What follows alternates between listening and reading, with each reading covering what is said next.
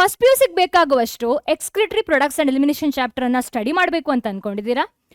ಒಂದು ಶಾರ್ಟ್ ವಿಡಿಯೋದಲ್ಲಿ ಬರೀ ಕಾನ್ಸೆಪ್ಟ್ಸ್ ಮಾತ್ರ ಅಲ್ಲ, ಕ್ವೆಶನ್ಸ್ ಅನ್ನ ಸಹ ಕವರ್ ಮಾಡಬೇಕು ಅಂತ ಅನ್ಕೊಂಡಿದ್ದೀರಾ? Then you're at right video. ಹೌದು, ವೆಲ್ಕಮ್ ಟು PW ಕನ್ನಡ. ನಾನು ನಿಮ್ಮ VR ಮ್ಯಾಮ್ ಝಾಲಜಿನ ಟೀಚ್ ಮಾಡ್ತೇನೆ. ಇವತ್ತಿನ ಈ ವಿಡಿಯೋದಲ್ಲಿ, ಇವತ್ತಿನ ಈ chapter excretory products and elimination ಹೇಳುವಂತಹ ವಿಡಿಯೋದಲ್ಲಿ we will be covering entire chapter in one short video with most expected question.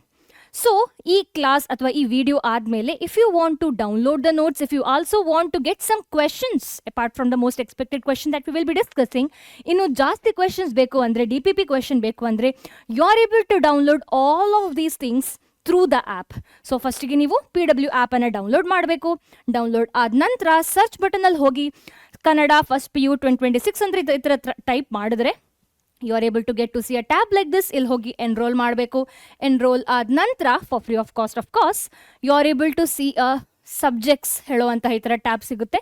So ಇಲ್ಲಿ ಹೋಗಿ ಟೈಪ್ ಸಬ್ಜೆಕ್ಟ್ ಅಂತ ಕ್ಲಿಕ್ ಮಾಡಿದಾಗ you are able to see ಬಯಾಲಜಿಗೆ ಹೋದಾಗ you are able to see all the chapters, their notes, DPP questions and everything.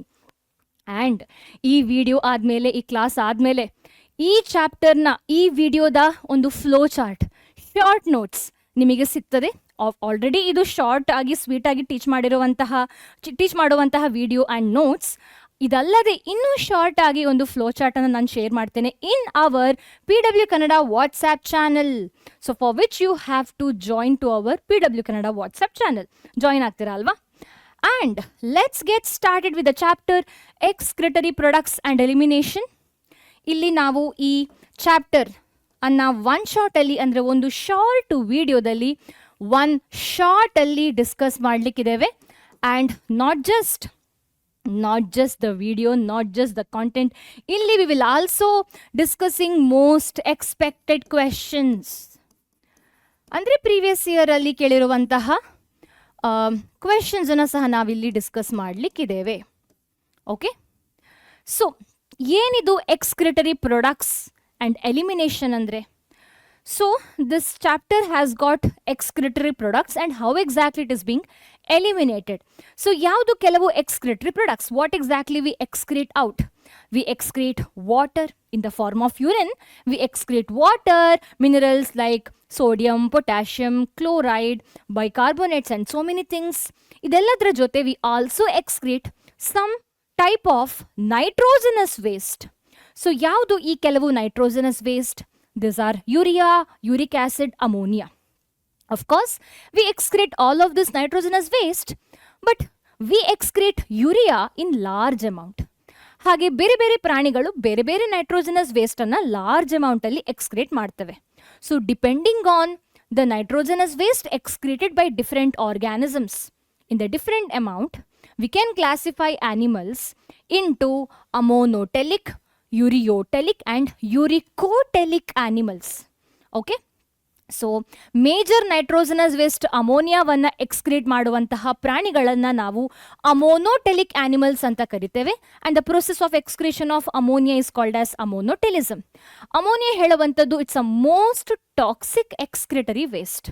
So for this reason nature made sure that aquatic animals, ಅಂದರೆ ನೀರಲ್ಲಿ ಇರುವಂತಹ ಪ್ರಾಣಿಗಳು ಅಥವಾ ನೀರಲ್ಲಿ ಎಕ್ಸ್ಕ್ರೀಟ್ ಸಹ ಮಾಡುವಂತಹ ಪ್ರಾಣಿಗಳು, ಸೊ ಅಂತಹ ಪ್ರಾಣಿಗಳಿಗೆ ನೈಟ್ರೋಜನಸ್ ವೇಸ್ಟು ಅಮೋನಿಯಾ ಆಗಿರ್ತದೆ.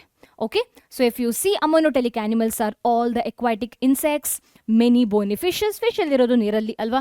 ಎಕ್ವಾಟಿಕ್ ಆಂಫಿಬಿಯನ್ಸ್ ಅಂದರೆ ನೀರಲ್ಲಿ ಜಾಸ್ತಿ ಇರುವಂತಹ ಆಂಫಿಬಿಯನ್ಸ್ಗಳು, ಸೊ ಇಂತಹ ಪ್ರಾಣಿಗಳು ಅಮೋನಿಯಾವನ್ನು ನೈಟ್ರೋಜನಸ್ ವೇಸ್ಟ್ ಆಗಿ ಎಕ್ಸ್ಕ್ರೀಟ್ ಮಾಡ್ತವೆ. ಓಕೆ, ನಾವು ಹೇಗೆ ಅಮೋನಿಯಾ ಎಕ್ಸ್ಕ್ರೀಟ್ ಆಗ್ತದೆ ಈ ಪ್ರಾಣಿಗಳಿಂದ? That is through diffusion. So ammonia ions will be excreted. Ammonia ions will be excreted out either through gills or body surface in the form of ammonia ions by diffusion. Okay, and ಇಲ್ಲಿ ಈ ಪ್ರಾಣಿಗಳಲ್ಲಿ kidney is not involved in excretion unlike us. So this is about ammonotelic animals, ammonotelism, and about ammonia as a excretory material, which is the most toxic excretory or nitrogenous waste. Next, coming to ureotelic animals which excrete urea as nitrogenous waste.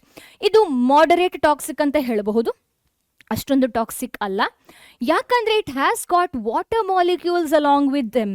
So hence it has since it has got water molecule, it is not that much toxic, ಆದರೆ they are moderate toxic. So ಯಾವ ಪ್ರಾಣಿಗಳು ಯೂರಿಯಾವನ್ನು excrete ಮಾಡ್ತವೋ ಅಂತಹ ಆನಿಮಲ್ಸ್ಗಳನ್ನು ನಾವು ಯೂರಿಯೋಟೆಲಿಕ್ animals ಅಂತ ಕರಿತೇವೆ. And some of these animals are neither properly terrestrial nor aquatic. So few are marine fishes, like marine fishes, terrestrial amphibians ಅಂದರೆ ನಾವು ನೀವು, ನಂತರ ಮ್ಯಾಮಲ್ಸ್ಗಳು, ಮ್ಯಾಮಲ್ಸ್ ಅಂದರೆ ನಾವು ನೀವು ಅಲ್ವಾ. We all excrete urea as nitrogenous waste in large amount. ನಾವು ಬೇರೆ ನೈಟ್ರೋಜನಸ್ ವೇಸ್ಟನ್ನು ಸಹ ಎಕ್ಸ್ಕ್ರೀಟ್ ಮಾಡ್ತೇವೆ, ಆದರೆ urea is been excreted by us in large amount. So hence we all are ಯೂರಿಯೋಟೆಲಿಕ್ animals. So how exactly we are able to excrete urea? So ನಮ್ಮ ಬಾಡಿಯಲ್ಲೂ ಸಹ ammonia ions ಇರ್ತದೆ, NH3+ ions ನಮ್ಮ ಬಾಡಿಯಲ್ಲೂ ಇರ್ತದೆ. So ಈ ammonia ions ಏನಿದೆ, that will be converted into urea in our liver. Okay, so ಲಿವರಲ್ಲಿ ammonia ಏನಿದೆ, it will be converted into urea through the ornithine cycle, also called as urea cycle. So ಈ produce ಆಗುವಂತಹ urea ಏನಿದೆ, liver produce ಮಾಡಿರುವಂತಹ urea ಏನಿದೆ, ಅದು ನಂತರ ಕಿಡ್ನಿಗೆ ಹೋಗಿ kidney will be helping in filtering this urea out of the body from our blood. So ನಮ್ಮ ಬ್ಲಡ್ಡಲ್ಲಿರುವಂತಹ ಯೂರಿಯಾ ಅಂದರೆ ಲಿವರಿಂದ ಬಂದಿರುವಂತಹ ಬ್ಲಡ್ ಏನಿರ್ತದೆ, ಕಿಡ್ನಿಗೆ ಬಂದಿರುವಂತಹ ಬ್ಲಡ್, ಅದರಲ್ಲಿ ಯೂರಿಯಾ ಇರ್ತದೆ. ಸೊ ಆ ಯೂರಿಯಾ ಇಲ್ಲಿ ಕಿಡ್ನಿಯಲ್ಲಿ ಫಿಲ್ಟರ್ ಆಗ್ತದೆ. Okay, so this is how filtration happens in the kidney in uriotelic animals. Okay, next coming to uric acid. E nitrogenous waste ಏನಿದೆ, they are the least toxic nitrogenous waste because they have got large amount of water molecules. So ಯಾವ ಪ್ರಾಣಿಗಳು uric acid ಅನ್ನು excrete ಮಾಡ್ತವೋ ಅಂತಹ ಪ್ರಾಣಿಗಳನ್ನ uricotelic animals ಅಂತ ಕರಿತೇವೆ. And the process called as uricotelism. So the organisms which excrete uric acid are proper terrestrial because they don't need extra water to dilute this nitrogenous waste because already they are least toxic. So hence terrestrial animals galu ee uric acid anna excrete ಮಾಡ್ತವೆ, like land snail, insects, birds and even reptiles. So uric acid will be excreted out in the form of pellet or paste in order to reduce or in order to conserve the water. So in order to reduce the water loss or in order to conserve the water in the body, yakandre terrestrial animals galu ivugalu, they have to conserve the water in their body. So that's why they excrete uric acid which is least toxic, which don't need water actually. And this is how they are able to conserve the water as well. So idu nitrogenous waste ina bagge and about the different nitrogenous waste and classification of animals based upon the nitrogenous waste.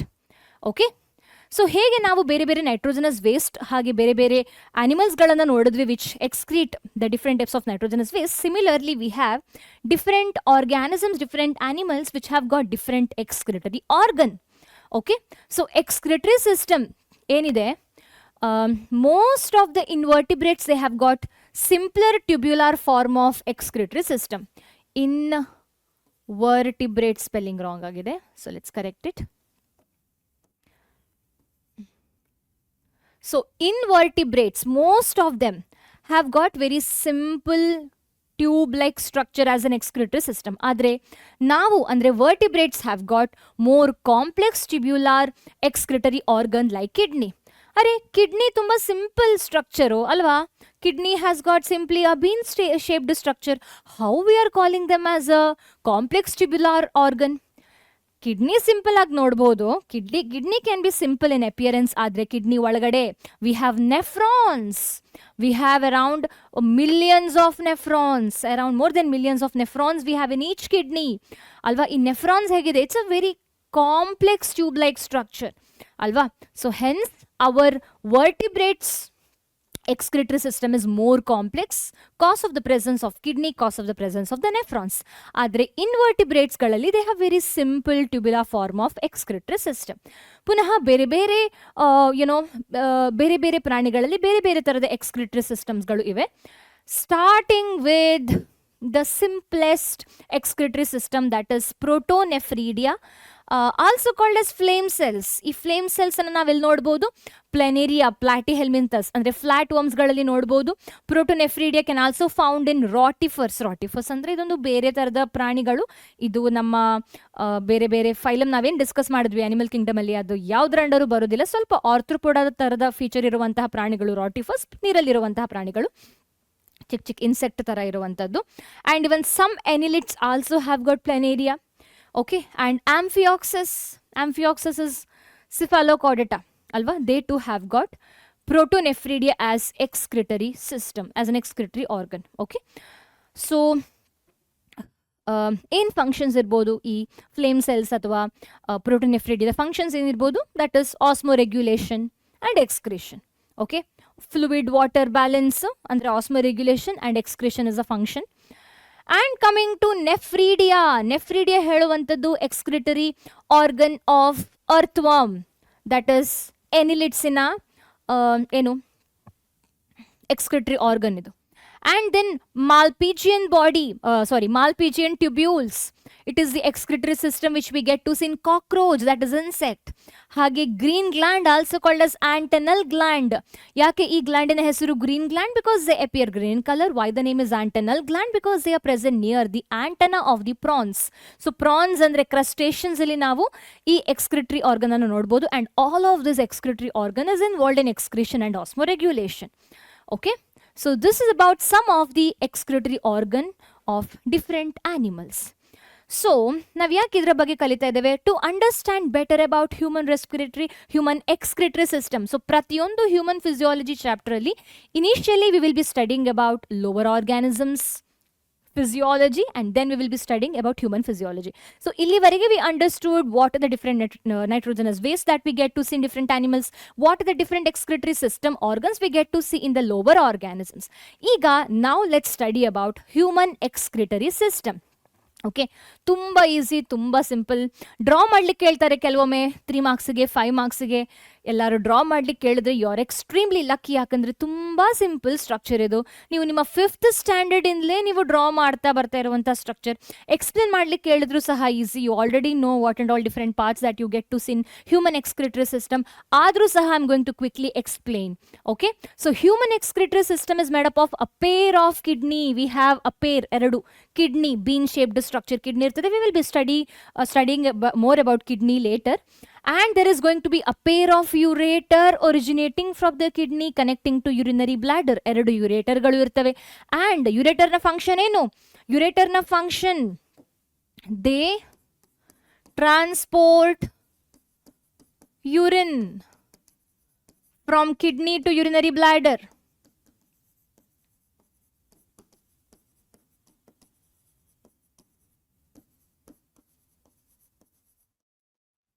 And next, urinary bladder. Urinary bladder is an elastic structure which stores the urine which it collected from the ureter.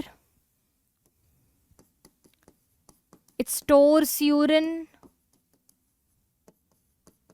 collected from ureter. ನೋಡಿ, kidney ಬಗ್ಗೆ ನಾನು detail ಆಗಿ ಮತ್ತೆ ಹೇಳ್ತೇನೆ. ಫಸ್ಟಿಗೆ NCERTಯಲ್ಲಿ ಇದೆಲ್ಲ information detailed ಆಗಿಲ್ಲ, ಆದರೆ ಎಕ್ಸಾಮಲ್ಲಿ ಕೇಳಿದ್ರೆ ಬರಿಬೇಕಾಗ್ತದೆ at least one sentence at least. And then is urethra. Urethra ಯಾವುದು? ಇದು. So it will be passing the urine from the urinary bladder out into the exterior environment. Transport urine out of the body when it gets signals.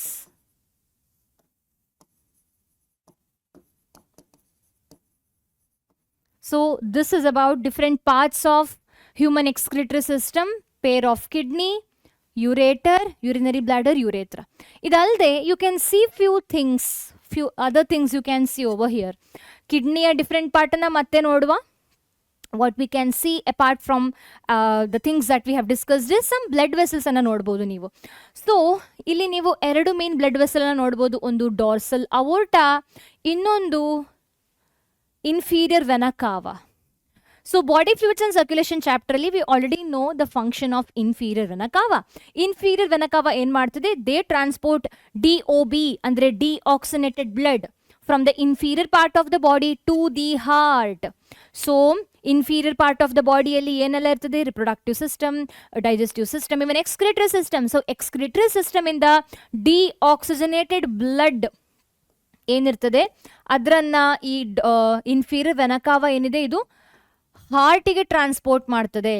So ಕಿಡ್ನಿಯಿಂದ blood ಅನ್ನ, deoxygenated blood ಅನ್ನ ಏನು inferior vena cava ಹಾರ್ಟಿಗೆ transport ಮಾಡುವಂತಹ function ಅನ್ನು ಮಾಡ್ತದೆ. And coming to dorsal aorta. Aorta ಗೊತ್ತು, dorsal aorta ಅಂದ್ರೆ ಏನು? Dorsal aorta is the part of aorta which is present at the dorsal part of the body. ನಮ್ಮ ಈ human excretory system dorsal part of the ನಮ್ಮ ಬಾಡಿಯಲ್ಲಿ ಇರುವಂತದ್ದು. So hence the aorta which is connected to the kidney, connected to excretory system is also dorsal aorta. So ಅವೋರ್ಟಾದ function ಏನು? They transport oxygenated blood to the kidney from the heart, alva. So dorsal aorta is involved in transportation of oxygenated blood into the kidney. Okay, ಈಗ ಈ dorsal ಅವೋರ್ಟಾದಿಂದ ಬಂದಿರುವಂತಹ blood ಕಿಡ್ನಿಯ ಒಳಗಡೆ ಹೋಗಬೇಕು ಅಂತಂದ್ರೆ it needs a specific, a different artery which is called as renal artery. So renal artery ಏನ್ ಮಾಡ್ತದೆ ನೋಡಿ, ಇದು it will be transporting the blood from the dorsal aorta into the kidney. ಹಾಗೆ renal vein ಇದೆ which will be transporting deoxygenated blood from the kidney into the inferior vena cava. Okay, so these are other part connected to our human excretory system: dorsal aorta, inferior vena cava which we already knew, and renal artery, renal vein. Renal artery ಏನ್ ಮಾಡ್ತದೆ, they transport the blood from the dorsal aorta into the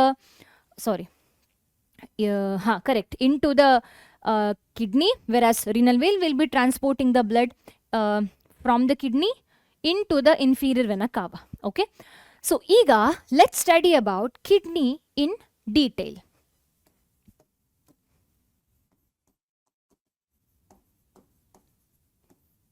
okay, so ನೀವು ಕಿಡ್ನಿಯ under ಏನೆಲ್ಲ ಬರಿಬೋದು? We can write a lot of things. So location of the kidney, ಕಿಡ್ನಿಯ location ಏನು? What is the location of the kidney? They are situated between the levels of last thoracic and third lumbar vertebrae close to the dorsal inner wall of the abdominal cavity. ಇದರ ಅರ್ಥ ಏನು? ಏನಿದು ಲುಂಬಾರ್ ವರ್ಟಿಬ್ರೆ, ಏನಿದು thoracic ವರ್ಟಿಬ್ರೆ? ನಿಮಗೆಲ್ಲರಿಗೂ vertebral column ಗೊತ್ತು, back ಬೋನ್ ಗೊತ್ತು. ಎಲ್ಲಿದೆ back ಬೋನ್? ನಮ್ಮ ಬ್ಯಾಕ್ ಅಲ್ಲಿ ಇಲ್ಲಿದೆ. We can actually feel this vertebral column, back ಬೋನ್. ಈ ವರ್ಟಿಬ್ರಲ್ ಕಾಲಮ್ ಅಂದ್ರೆ ಬ್ಯಾಕ್ ಬೋನ್ ಏನಿದೆ, they are made up of small small pieces.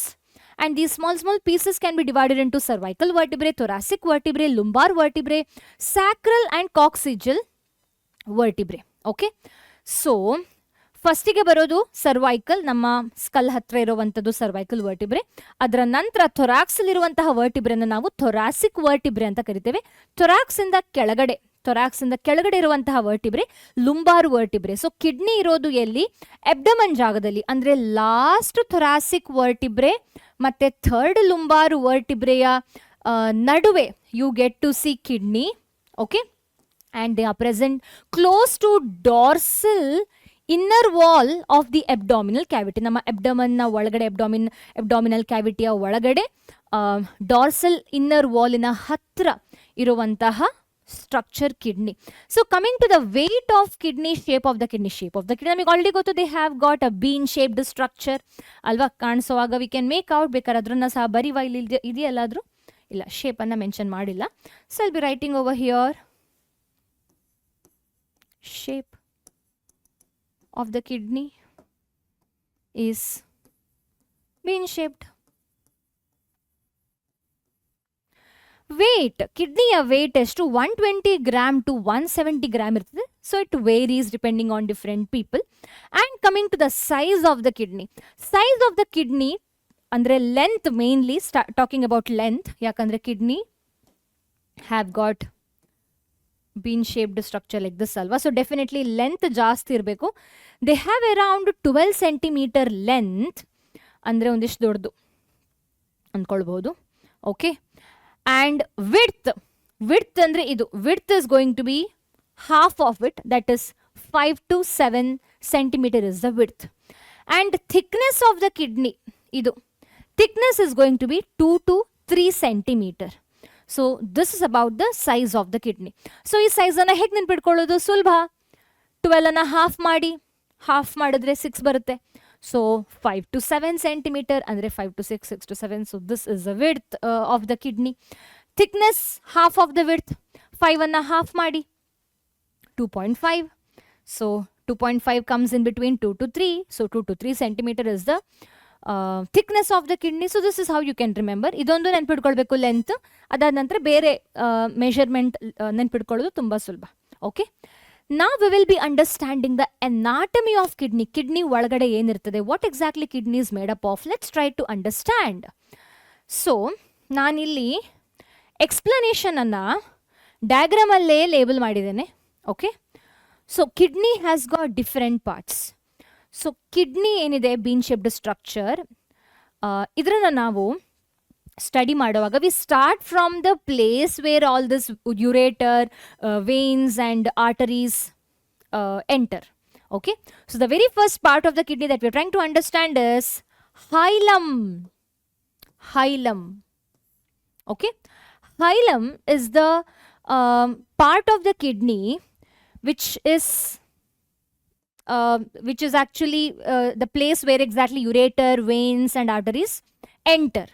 So NCERT ಈ hilum ಅನ್ನ ಈ ತರ ಡಿಫೈನ್ ಮಾಡ್ತದೆ. Notch towards the concave surface of the kidney is hilum. So hilum is the part of the kidney where there is a notch. Notch andrenu cut. Okay, where there is a notch which is present towards the concave surface. Notch andre cut. So ಕಿಡ್ನಿಯಲ್ಲೊಂದು cut ಇರ್ತದೆ, ಅದೆಲ್ಲಿರ್ತದೆ? Concave surface ಅಲ್ಲಿ ಇರ್ತದೆ. So ಇದು convex surface ಆದ್ರೆ, ಕಿಡ್ನಿಯ convex surface ಆದ್ರೆ ಇದು concave surface. So ಕಿಡ್ನಿಯ ಕಾನ್ಕೇವ್ ಸರ್ಫೇಸ್ ಅಲ್ಲಿ ಒಂದು ಕಟ್ ಅಂದ್ರೆ ನಾಚ್ ಇರ್ತದೆ. ಸೊ ಅದನ್ನ ನಾವು ಹೈಲಮ್ ಅಂತ ಹೇಳ್ತೇವೆ. So it is a place where ureter, blood vessels like arteries, veins and even nerves enter. So ಇದು ಹೈಲಮ್. ಓಕೆ, ಸೊ ಹೈಲಮಿನ ನಂತರ ಬರುವಂತಹ ಜಾಗ renal, pelvis. So the second part that we are going to discuss is renal, pelvis. Pelvis is the structure which is always spindle shaped structure. Human pelvic girdle irbodu, human pelvis irbodu, athwa usually pelvic region is usually a spindle shaped athwa ee tara iruvantaha structure ige ನಾವು pelvis ಅಂತ ಹೇಳ್ತೇವೆ.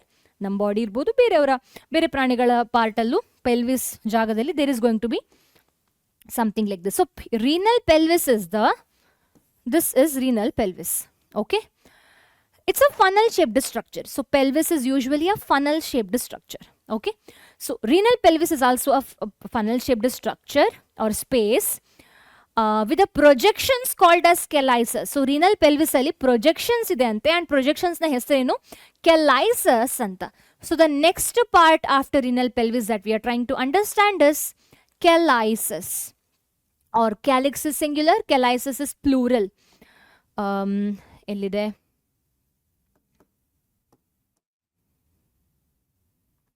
ಇದು ನೋಡಿ, ಇದು ಏನಿದು? Renal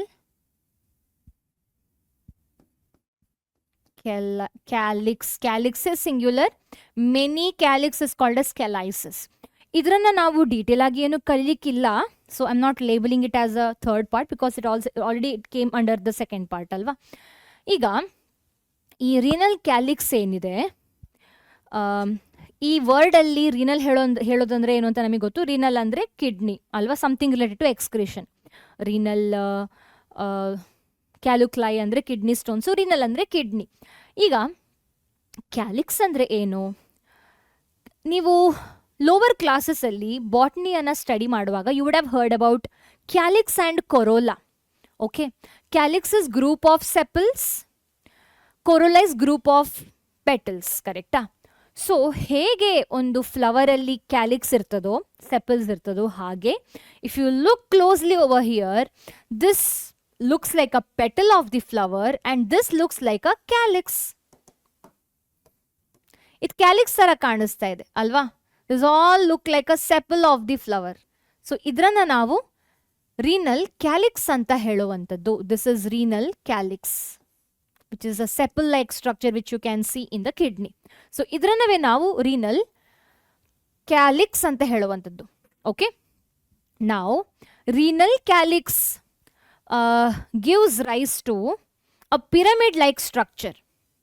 Okay, ಈ pyramid like structure ಏನಿದೆ, they are present in the inner part of the kidney. Okay, so we can also differentiate kidney into two zones, that is cortex and medulla. Okay, ಇದು ಇನ್ನೊಂದು classification. Cortex is the outer region of the kidney. Okay, medulla is the inner region of the kidney. So ಇದೆಲ್ಲ medulla. Okay, ಇದೆಲ್ಲ medulla region.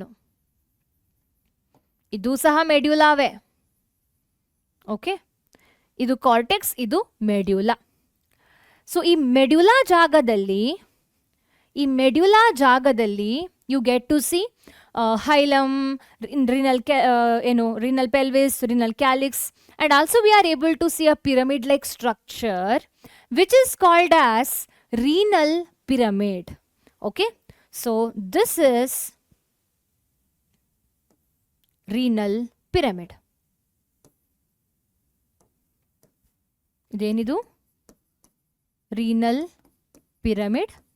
ಇದಕ್ಕಿನ್ನೊಂದು ಹೆಸರಿದೆ medullary pyramid ಅಂತ. ಯಾಕಂದ್ರೆ medulla ಜಾಗದಲ್ಲಿರುವಂತಹ pyramid like structure ಅಲ್ವಾ, sense we can call them as a medullary pyramid.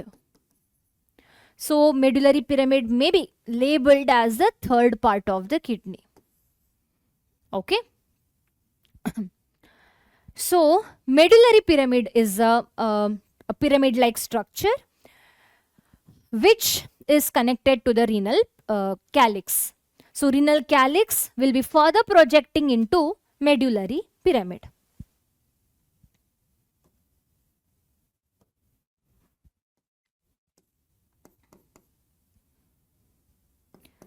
Renal calyces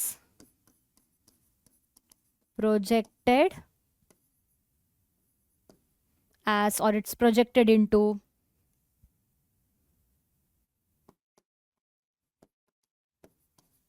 renal pyramids. So renal pyramids ಇಂದ ಹೊರಗಡೆ ನೀವು ನೋಡಿದ್ರೆ you get to see cortex. ಇದು cortex. Okay, so cortex can be maybe labeled as the fourth part of the kidney. So cortex ಏನಿದೆ, ಇದು ಬರೀ outer region ಮಾತ್ರ ಅಲ್ಲ, ಕಿಡ್ನಿ ಔಟರ್ ರೀಜನ್ ಮಾತ್ರ ಅಲ್ಲ, they are also present between the renal pyramid, and this region of the cortex which is present between the renal pyramid is called as columns of Bertini or renal columns. Okay, so renal columns athava columns of Bertini is the cortex which is present between the renal pyramids. So idranna columns of Bertini anta heltare because they look like a column, also they are called as renal columns. And the kidney is covered by the capsule or outer tough covering, which is the fifth part of the kidney. Okay, so kidney is being covered by the tough covering called as renal capsule or capsule. So these are 5 different parts of the kidney. ಇಲ್ಲಿ ಬೇಕಾದ್ರೆ ನೀವು renal calyces ಅನ್ನ separate ಆಗಿ ಬರಿಬಹುದು. So ಅದು add ಮಾಡಿದ್ರೆ 6 part ಆಗ್ತದೆ. So ಇಲ್ಲಿಗೆ we understood about different parts of kidney. ಈಗ why are we studying about kidney and where is our nephron? ಯಾಕಂದರೆ ಕಿಡ್ನಿ ಅಲ್ಲ ಆ್ಯಕ್ಚುಲಿ ಎಕ್ಸ್ಕ್ರಿಷನ್ ಅನ್ನು ಮಾಡುವಂಥದ್ದು, ಬ್ಲಡ್ ಪ್ಯೂರಿಫಿಕೇಶನ್ ಮಾಡುವಂಥದ್ದು, it is nephron. So where exactly you get to see nephrons? Nephrons are present in kidney. Each kidney is made up of around millions of nephrons. Okay, a million of nephrons are present in, or even more than that, of nephrons are present in each kidney. Correct? So I'll be drawing nephron. So nephron higirtade anta you will be seeing over here. So kelavu nephrons galu ಈ ಥರ ಇರ್ತದೆ. ಇನ್ ಕೆಲವುಗಳು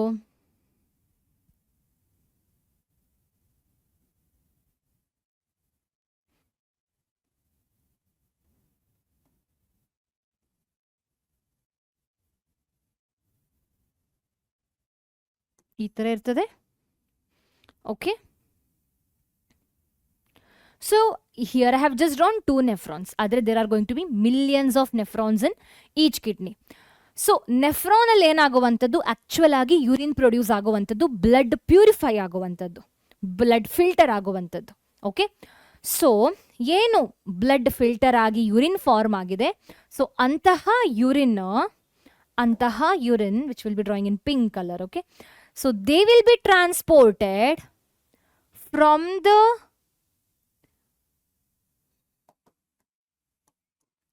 I'll be drawing in blue color, ಆಯ್ತಾ. So urine ಏನು form ಆಗಿದೆ, ಅದು nephron ಇಂದ renal ಪಿರಮಿಡಿಗೆ ಬಂದು, ರೀನಲ್ ಪಿರಮಿಡ್ ಇಂದ renal calyces or renal calyx. Okay, renal calyx ಇಂದ ರೀನಲ್ ಪೆಲ್ವಿಸ್ಗೆ ಬಂದು, ರೀನಲ್ ಪೆಲ್ವಿಸ್ ಇಂದ ಹೈಲಮಿಗೆ ಬಂದು, ಹೈಲಮ್ ಇಂದ ನಂತರ ಯುರೇಟರ್ ಮುಖಾಂತರ ಯೂರಿನರಿ ಬ್ಲಾಡರಿಗೆ ಟ್ರಾನ್ಸ್ಪೋರ್ಟ್ ಆಗುವಂಥದ್ದು. ಸೊ ಈ ತರ ಯೂರಿನ್ ಟ್ರಾನ್ಸ್ಪೋರ್ಟ್ ಆಗ್ತದೆ. Okay, from the nephron to the renal pyramid, calyx, renal pelvis, hilum and ureter. So ಈಗ ಈ nephron ಏನಿದೆ, how they are able to actually produce urine. So what are the different parts of the nephrons? Let's try to understand about nephrons. Nephrons ಅನ್ನು ನಾವು uriniferous tubules ಅಂತ ಸಹ ಕರಿಬಹುದು.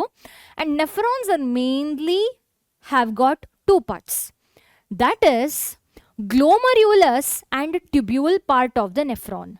Okay, so ಗ್ಲೋಮರ್ಯುಲಸ್ ಹೇಳೋವಂಥದ್ದು, ಫಸ್ಟಿಗೆ ನೆಫ್ರಾನಿನ structure ಅನ್ನು ನೋಡುವ for better understanding. So this is how nephrons look like. Please ignore this. ಇಲ್ಲಿ white ಏನಿದೆ ಅದು ಸ್ವಲ್ಪ ಎಡವಟ್ಟಾಗಿ ಅದು. ಸೊ ಈ ವೈಟ್ ಅಲ್ಲೆಲ್ಲ ಬ್ಲ್ಯಾಕ್ ಆಗಬೇಕು, ಇದೆಲ್ಲ ವೈಟ್ ಇದೆ ಅದೆಲ್ಲ ಬ್ಲ್ಯಾಕ್ ಆಗಬೇಕು, ಆಯಿತಾ. So if you look at nephron structure, you can see yellow color part and red color part. Alva? Red color allu main agi you can see this. So idranna navu glomerulus anta helteve. The rest of the part is a tube-like structure, hence they are called as tubules. So the glomerulus part, which is also called as glomerular capillaries, have got 2 main arteriole. Okay, glomerulus have got 2 arterioles. ಈಗ arterioles ಅಂದರೆ ಏನು? Arterioles are type of capillary which is involved in connecting to renal artery, or I can say here artery. Okay, arterioles ಹೇಳುವಂಥದ್ದು it is the type of ಏನು capillary which is connecting to the artery. ನೋಡಿ, artery is very large, capillary is very small. ಆದರೆ we studied in body fluids and circulation chapter that capillaries connect arteries and veins. So veins ಸಹ ತುಂಬ large arteries ಥರಾನೇ, capillaries ಮಾತ್ರ small ಅಲ್ವಾ. So how exactly blood from artery is been transported to capillary or blood from veins are been transported into capillaries? That is with the help of arteriole and venule. Okay, so arteries ಇಂದ blood ಕ್ಯಾಪಿಲರಿಗೆ ಬರಬೇಕು ಅಂದರೆ it should be transported through arteriole. ಹಾಗೆ veins ಇಂದ ಕ್ಯಾಪಿಲರಿಗೆ ಹೋಗಬೇಕು ಅಥವಾ ಕ್ಯಾಪಿಲರಿಯಿಂದ ವೇನ್ಸಿಗೆ ಹೋಗಬೇಕು ಅಂತಂದರೆ blood should be transported through venules. So ಈಗ ರೀನಲ್ ಆರ್ಟರಿ ಏನಿದೆ, so what is the function of artery? We studied that if this is dorsal aorta, ಇದು ಡಾರ್ಸಲ್ ಅವೋರ್ಟಾ ಅಂತ ಇಮ್ಯಾಜಿನ್ ಮಾಡ್ಕೊಳ್ಳಿ. ಓಕೆ,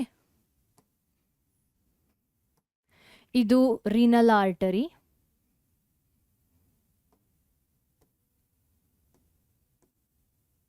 ಇದು ರೀನಲ್ ಆರ್ಟರಿ. ಸೊ ಡಾರ್ಸಲ್ ಅವೋರ್ಟಾದಿಂದ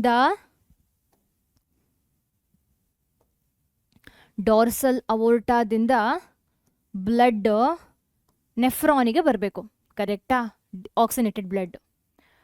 ಇದೇನಿದು dorsal aorta. And now the blood will be able to enter into the kidney through renal artery. ಇದೇನಿದು renal artery. So renal artery which is an artery, right?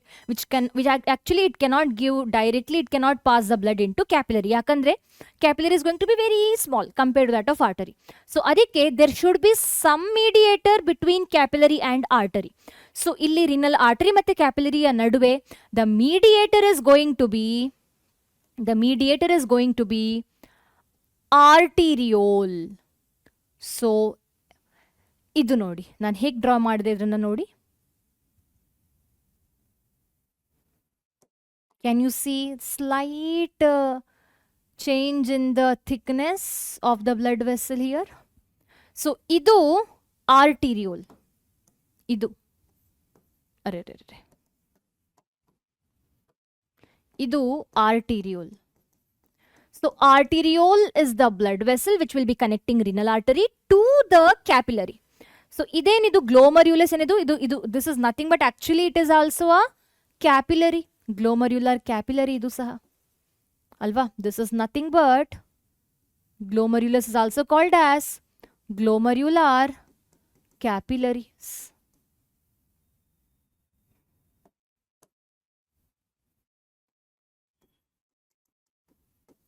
Okay, so capillaries ige artery na connect ಮಾಡಬೇಕು ಅಂದ್ರೆ we need arteriole, and A for apple, efferent arteriole is involved in transportation of the blood from the renal artery into glomerulus or glomerular capillary.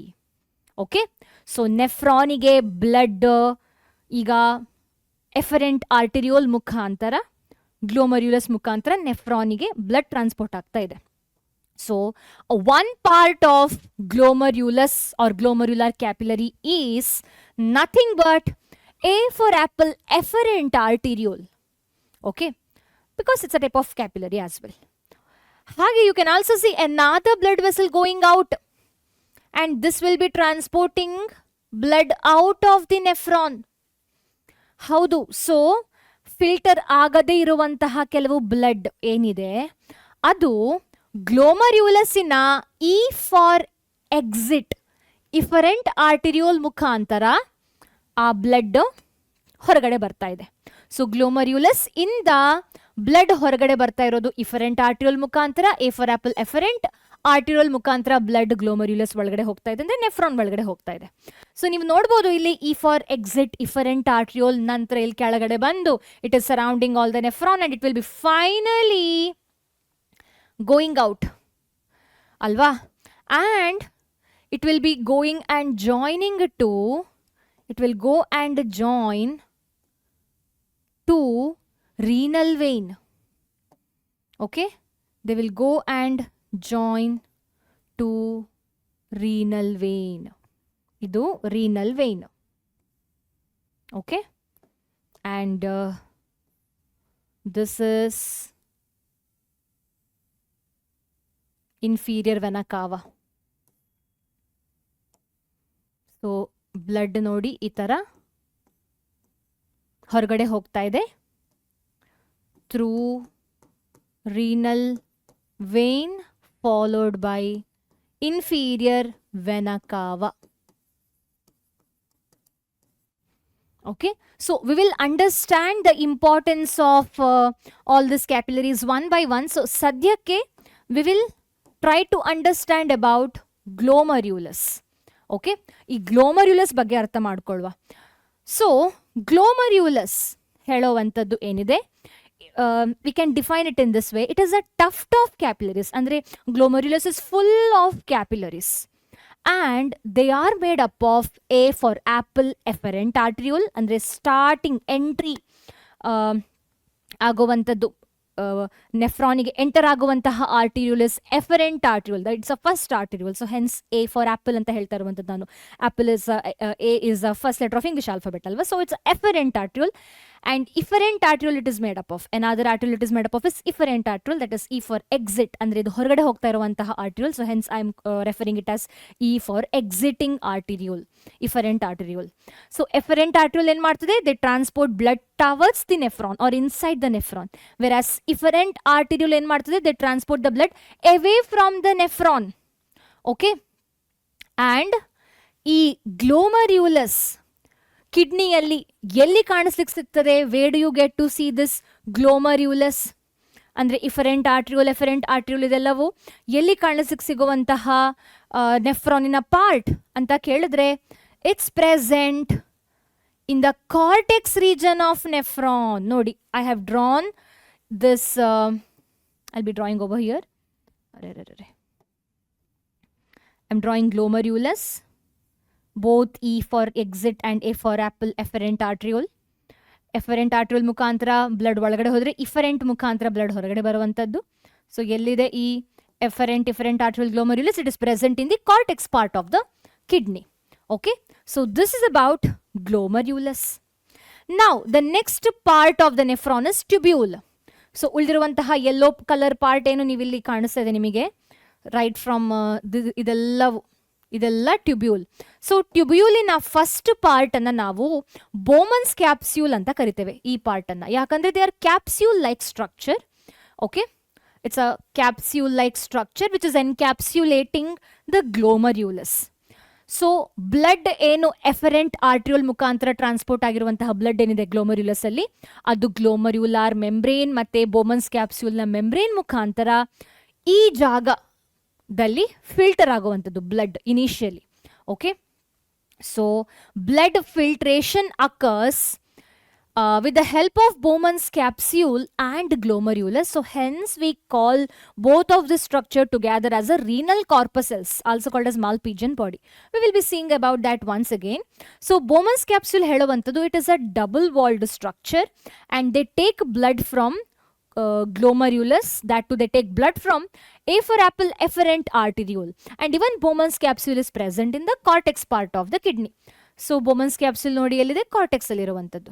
So the next part of the nephron is called as proximal convoluted tubule. So Bowman's capsule ನಂತರ ನೀವು ಇಲ್ಲಿ ನೋಡಬಹುದು, Bowman's capsule ನಂತರ you can see a twist, a turn or a convolution. And ಈ convolution, ಈ twist ಏನಿದೆ, ಈ bend ಏನಿದೆ, it is the first bend that you get to see nephron. So hence they are called as proximal convoluted tubule. Proximal ಅಂದ್ರೆ first. So this is proximal convoluted tubule. Okay. So proximal convoluted tubule ಏನಿದೆ, ಇದು Bowman's capsule ಇಂದ blood ಅನ್ನ collect ಮಾಡ್ತಾ ಇದೆ and it's a highly coiled structure. And they are also present in the cortex part of the kidney. ಯಾಕಂದ್ರೆ ಇದಿಷ್ಟು ಜಾಗ ಎಲ್ಲಿರೋದು? ಕಾರ್ಟೆಕ್ಸ್ ಅಲ್ಲಿರೋದು. ಕರೆಕ್ಟಾ? ನಾವು if you C after P C T ಅಂದರೆ ಪ್ರಾಕ್ಸಿಮಲ್ ಕಾನ್ವಲ್ಯೂಟೆಡ್ ಟ್ಯೂಬ್ಯೂಲ್, ಇದಕ್ಕೆ ಇನ್ನೊಂದು ಹೆಸರು ಪಿ ಸಿ ಟಿ ಅಂತ, abbreviation is PCT. So as in when the blood, or I can say the fluid from the PCT transport, it go down to a hairpin loop like structure. So the next part after PCT is a hairpin loop like structure, that is loop of Henle. Idu hairpin loop like structure, and they are also made up of two limb. Ondu the limb which is going down, another one the limb which is going up. The limb which is going down is called as descending limb of loop of Henle. The limb of the loop of Henle which is going up is called as ascending limb of loop of Henle. So ideredu loop of Henle ya eradu limb athava part. Okay, and after loop of Henle you can see ಇನ್ನೊಂದು last convolution ಅಥವಾ twist ಅನ್ನು ನೋಡಬಹುದು, bend ಅನ್ನು ನೋಡಬಹುದು. Now this part is called as DCT, that is distal convoluted tubule. Distal ಅಂದ್ರೆ ಏನು? Last. Convolution ಅಂದ್ರೆ bend ಅಥವಾ ಟ್ವಿಸ್ಟ್. ಸೊ ಇದು ನೆಫ್ರಾನಿನ ಲಾಸ್ಟ್ ಬೆಂಡ್ ಅಥವಾ twist that you get to see, hence they are called as distal, ಅಂದರೆ distant ಅಲ್ಲಿರುವಂಥದ್ದು, ಲಾಸ್ಟಿಗಿರುವಂಥದ್ದು. ಸೊ ಡಿಸ್ಟಾಲ್ ಕಾನ್ವಲ್ಯೂಟೆಡ್ ಟ್ಯೂಬ್ಯೂಲ್ ಅಂತ ಈ ಸ್ಟ್ರಕ್ಚರ್ನ ಹೆಸರು. And by the way, where do you get to see loop of Henle? ನೀವು ನೋಡ್ಬೋದು, loop of Henle is present in medullary region of the kidney. Okay, ಆದರೆ Bowman's capsule, ಗ್ಲೋಮರ್ಯುಲಸ್, P C T, even D C T is also present in the cortex region. Last bend ಏನಿದೆ, that is also found in the cortex region. So DCT ಏನಿದೆ, now they are also highly coiled structure, and after DCT, you get to see a structure called as collecting duct, which will be collecting the final urine which is being produced at DCT part of the different nephron. ಬೇರೆ ಬೇರೆ nephrons ಇಂದ urine ಅನ್ನ collect ಮಾಡ್ತದೆ ಈ last collecting duct. ಬೇರೆ ಬೇರೆ DCT, ಬೇರೆ ಬೇರೆ ನೆಫ್ರಾನ್ಸ್ ನ DCT ಇಂದ ಕಲೆಕ್ಟ್ ಮಾಡ್ತಾ ಇದೆ ನೋಡಿ ಈ collecting duct. Hence they are called as collecting duct. And collecting duct is distributed both in cortex as well as medulla region. ಇಲ್ಲಿ ಕಾರ್ಟೆಕ್ಸ್ ಅಲ್ಲೂ ಇದೆ, ಮೆಡ್ಯುಲಾದಲ್ಲೂ ಇದೆ collecting duct. So this is about different parts of nephrons and their location. Okay, so ಬರೀ ಮೆಡ್ಯುಲಾದಲ್ಲಿ ಇರುವಂತಹ structure ಮಾತ್ರ ಅಂತ ಹೇಳಿದ್ರೆ ಅದು ಲೂಪ್ ಆಫ್ ಹೆನ್ಲೆ ಮಾತ್ರ. And collecting duct is present in both cortex medulla. Rest of all the structure of the nephron is present only in the cortex region of the kidney. Okay, so illige we understood about different parts of nephrons. Iga ಏನು ಈ blood ವೆಸಲ್ಸ್ಗಳು ನೆಫ್ರಾನ್ಸ್ನ around ಕೆಲವು blood ವೆಸಲ್ಸ್ಗಳನ್ನು ನೀವು ನೋಡ್ಬೋದು ಅಲ್ವಾ. So ಈ blood ವೆಸಲ್ಸ್ಗಳಿಗೂ ಅವುಗಳದ್ದೇ ಆದಂತಹ ಹೆಸರಿದೆ. Okay, so let's see the blood vessels surrounding the nephron, starting with peritubular capillaries. Peri ಅಂದರೆ ಏನು? Peri means covering. So tubules ಅನ್ನ ಕವರ್ ಆಗ್ತಾ ಇದೆ ಕೆಲವು ಕ್ಯಾಪಿಲರೀಸ್ಗಳು. ಸೊ ಏನು ಇಫರೆಂಟ್ ಆರ್ಟಿರಿಯೋಲ್ ಇದೆ which is coming out of the glomerulus, they form capillaries around tubules and forms peritubular capillaries. So ಈ efferent arteriole ಏನಿದೆ, they come out of the glomerulus and they surround the tubules of the nephrons alva. So ee blood vessels eno tubules of the nephrons ana surround aagta ide, so they are called as peritubular capillaries. So this is peritubular capillary. So when peritubular capillaries go down to the loop of Henle, and when they surround the loop of Henle, you can make out they are very parallel to the loop of Henle.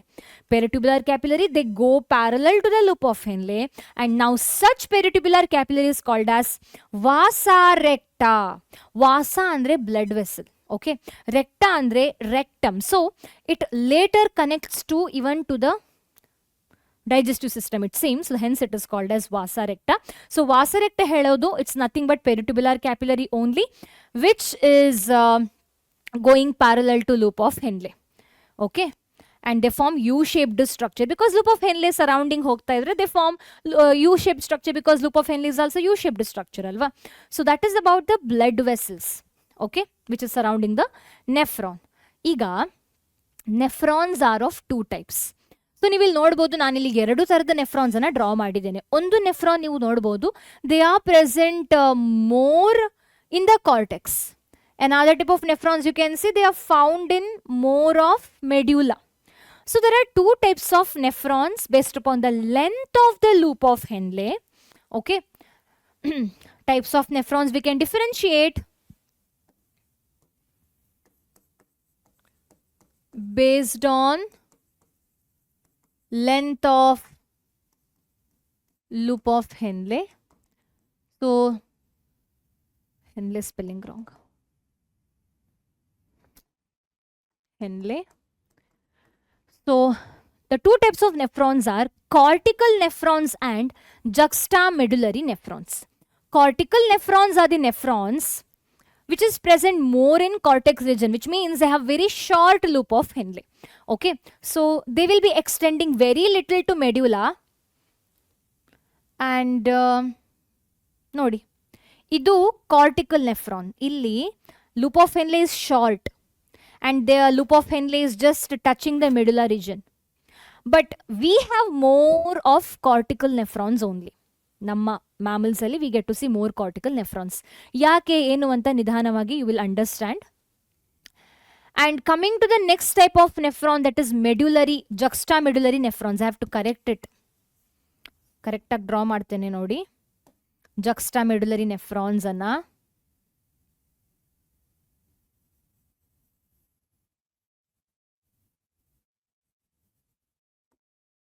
ನೋಡಿ. Here the length of loop of Henle is very long. Cause of this, the loop of Henle dive deep into medulla region. But however, we have less number of such juxtamedullary nephrons. So ನಮ್ಮಲ್ಲಿ ಈ juxtamedullary nephrons ಏನಿದೆ they are very less, and ಇಲ್ಲಿ in this nephron there is going to be long loop of Henle, hence they will be extending deep into medulla.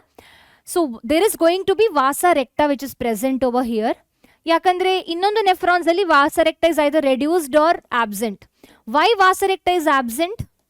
Vasa recta is nothing but the peritubular capillary which is surrounding the tubule, alva.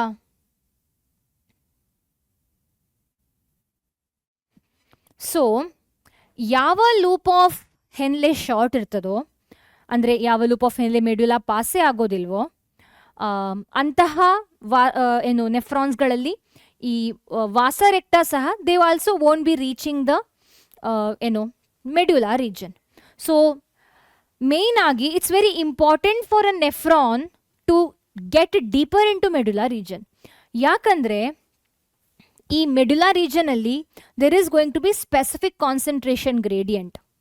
So you will understand later. ಆದರೆ ಈಗ I will be telling you, if we have more deeper or if we have longer loop of Henle in our nephron, it means we are able to more concentrate our urine.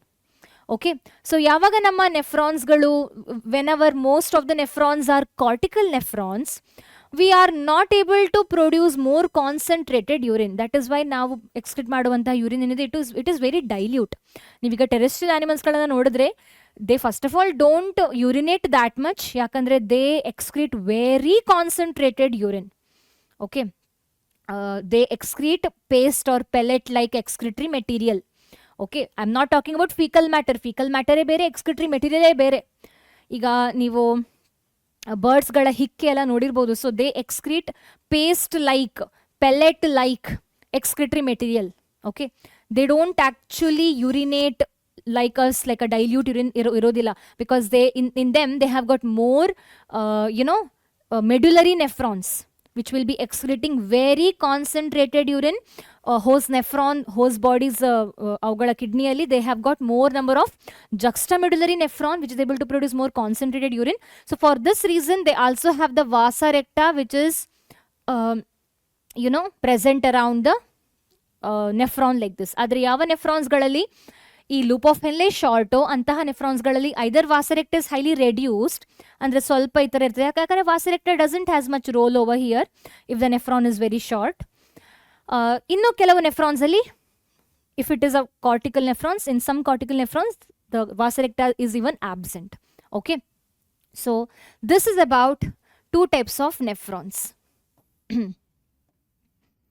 Now, ಈಗ we understood about the parts of nephrons, types of nephrons, and sort of function ಅಥವಾ location structure ಸಹ ಅರ್ಥ ಆಯಿತು ಅಲ್ವಾ. Now we will try to understand about the structure and functions of each and every part of the nephron, starting with renal corpuscles. ಇದೇನಿದು ಇಲ್ಲಿವರೆಗೆ ನಾವು ನೆಫ್ರಾನಲ್ಲಿ we studied about glomerulus, Bowman's capsule, PCT, DCT, loop of Henle collecting duct. But what is this renal corpuscles? Renal corpuscles, also called as Malpighian body, also called as Malpighian body,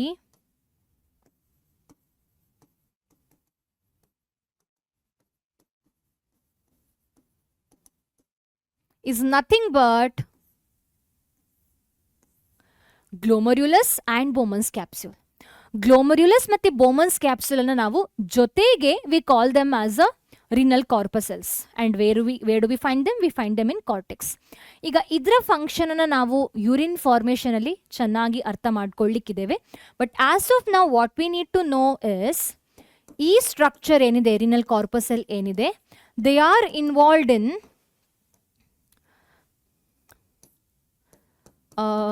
filtration of blood. Main ಆಗಿ blood ಅನ್ನು filter ಮಾಡಲಿಕ್ಕೆ ಬೇಕಾಗುವಂತಹ structure ಇದು. ಇಲ್ಲಿ blood filter ಆಗ್ತದೆ. Okay, ಬೇರೆ ಬೇರೆ other part of the nephrons are involved in reabsorption and secretion of the nephron of the urine or blood. ಆದರೆ ಈ ಪಾರ್ಟ್ ಮೇನ್ ಆಗಿ ಬ್ಲಡ್ ಅನ್ನು ಫಿಲ್ಟರ್ ಮಾಡ್ತದೆ with the help of their layers. ಹೇಗೆ ಏನು ಅಂತ we will understand under urine formation. So urine formation ಅಲ್ಲಿ ಸಹ ನಾವು ಕೆಲವು ವಿಚಾರವನ್ನು ಡಿಸ್ಕಸ್ ಮಾಡ್ಲಿಕ್ಕಿದ್ದೇವೆ. ಸೊ ಆ ಸೇಮ್ ಇನ್ಫಾರ್ಮೇಷನ್ ಅನ್ನು ನೀವು ಬೇಕಾದ್ರೆ ಮಾಲ್ಪಿಜನ್ ಬಾಡಿಯ ಫಂಕ್ಷನ್ ಆಗಿ ಬರಿಬಹುದು. ಆದರೆ I am not repeating the things, ಯಾಕಂದ್ರೆ we will be studying over there again. So that is a function of renal corpuscle and that is a structure of renal corpuscles. They are made up of Malpighian body and glomerulus. So ಈ ಮಾಲ್ಪಿಜಿಯಂ ಬಾಡಿಯ ನಂತರ ಬರೋ Malpighian body is made up of Bowman's capsule and glomerulus. Okay, so Malpighian ಬಾಡಿಯ ನಂತರ ಬರುವಂತಹ structure is PCT ಅಲ್ವಾ. So ನಾವು ಇಲ್ಲಿವರೆಗೆ ಏನನ್ನ ತಿಳ್ಕೊಂಡ್ವಿ? ವಿ ಅಂಡರ್ಸ್ಟುಡ್ Bowman's capsule ಅಲ್ವಾ, and glomerulus which is made up of efferent and efferent arteriole. So we understood about this particular part of the nephron alva, that is renal corpuscles, Malpighian body. Next we will be understanding the next part of the nephron. So ಇದಾದ ನಂತರ ಬರುವಂತಹ structure ಏನಿದೆ, after this we get to see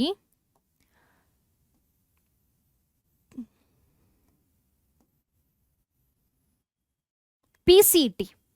Okay, so idenidu PCT, proximal convoluted tubule, that is the first twist, first bend that you get to see in the nephron. That's why the name proximal convoluted tubule. So this is present at the cortex part of the kidney. So iga idra structure ಮತ್ತೆ functions ಅನ್ನ detail ಆಗಿ ಅರ್ಥ ಮಾಡ್ಕೊಳ್ಳುವ. So ಈ structure ಏನಿದೆ PCT, they are being lined by simple cuboidal epithelial tissue. Simple cuboidal brush border epithelial tissue. ಇದರ ಅರ್ಥ ಏನು?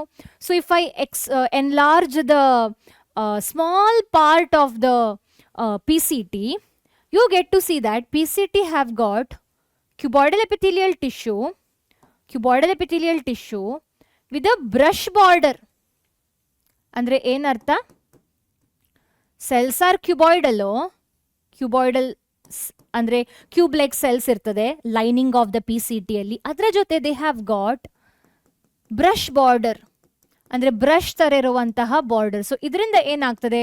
This will be helping in reabsorption of the water, essential materials that is present in the blood. So ultimate importance of nephron ಏನು? Production of urine.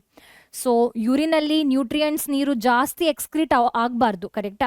So ಅಂತಹ nutrients ಮತ್ತೆ water ಏನು ನಮ್ಮ blood ಅಲ್ಲಿ ಇರ್ತದೆ, ನಮ್ಮ ಈ ಫ್ಲೂಯಿಡ್ ಅಲ್ಲಿ ಇರ್ತದೆ, ಸೊ ಅದು ವಾಪಸ್ ನಮ್ಮ ಬಾಡಿ ರೀಅಬ್ಸಾರ್ಬ್ ಮಾಡಬೇಕು, ಪುನಃ ಎಬ್ಸಾರ್ಬ್ ಮಾಡಬೇಕು.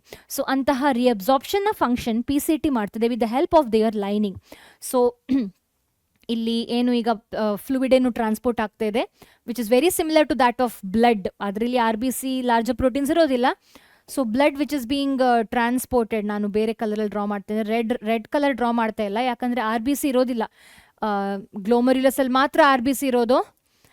ಇಫರೆಂಟ್ ಆರ್ಟಿಯೋಲ್ ಮುಖಾಂತರ RBC ಲಾರ್ಜರ್ ಪ್ರೋಟೀನ್ಸ್ ಹೊರಗಡೆ ಹೋಗ್ತದೆ.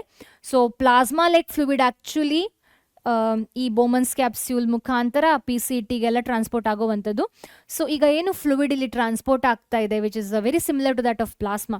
ಸೊ ಇಲ್ಲಿಂದ ಎಸೆನ್ಷಿಯಲ್ ನ್ಯೂಟ್ರಿಯೆಂಟ್ಸ್ ಮತ್ತು ನೀರು ಈ ಸೆಲ್ಸ್ ಮುಖಾಂತರ ರೀಅಬ್ಸಾರ್ಬ್ ಆಗ್ತದೆ into our body fluid back. Okay, so PCT is involved in reabsorption, which means taking the essential nutrients and water back, and nearly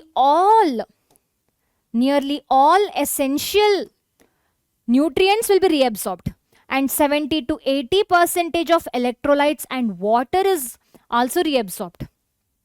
70 to 80% ಅಷ್ಟು ನೀರು ಮತ್ತೆ ಏನು ಎಲೆಕ್ಟ್ರೋಲೈಟ್ಸ್ಗಳು ರಿಅಬ್ಸಾರ್ಬ್ ಆಗ್ತದೆ, and some amount of even bicarbonate reabsorb ಆಗ್ತದೆ.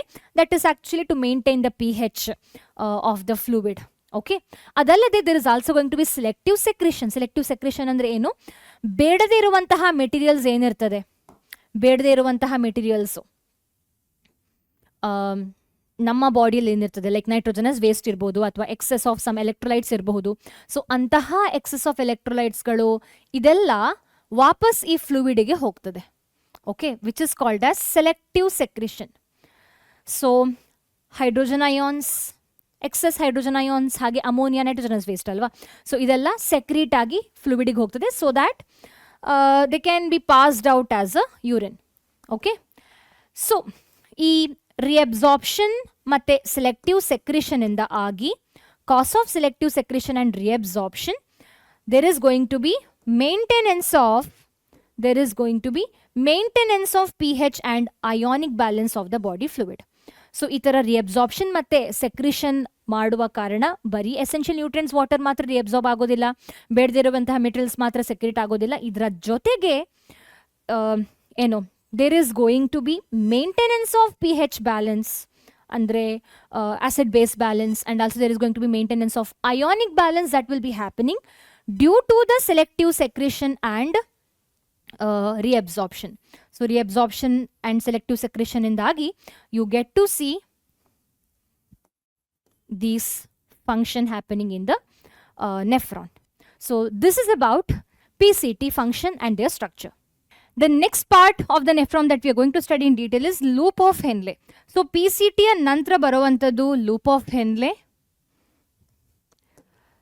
So this is your Bowman's capsule and glomerulus, and we have PCT. So PCT ನಂತರ ಬರುವಂತದ್ದು the long hairpin loop-like structure is loop of Henle. So loop of Henle ಅಲ್ಲಿ ಪುನಃ ಎರಡು part ಇದೆ, as you all know. The one which is going down, this is descending limb of loop of Henle. This is ascending limb of loop of Henle. Loop of Henle ಗೆ ನಾವು Henle's loop ಅಂತ ಸಹ ಕರಿತೇವೆ, descending Henle's loop ಅಂತ ಸಹ ಕರಿತೇವೆ. Okay, so ಇದರ location as we know it is strictly in medulla. So some type of nephrons loop of Henle dive deep into medulla, some of them would be just touching to the medulla region. And ಈಗ ಈ descending ಮತ್ತು ascending limb of loop of ಹೆನ್ಲೆಯ function ಸಹ it differs. Okay, it is different, it is not same. So descending limb of loop of Henle ಅಂದರೆ the limb of loop of Henle which is going down is permeable only to water.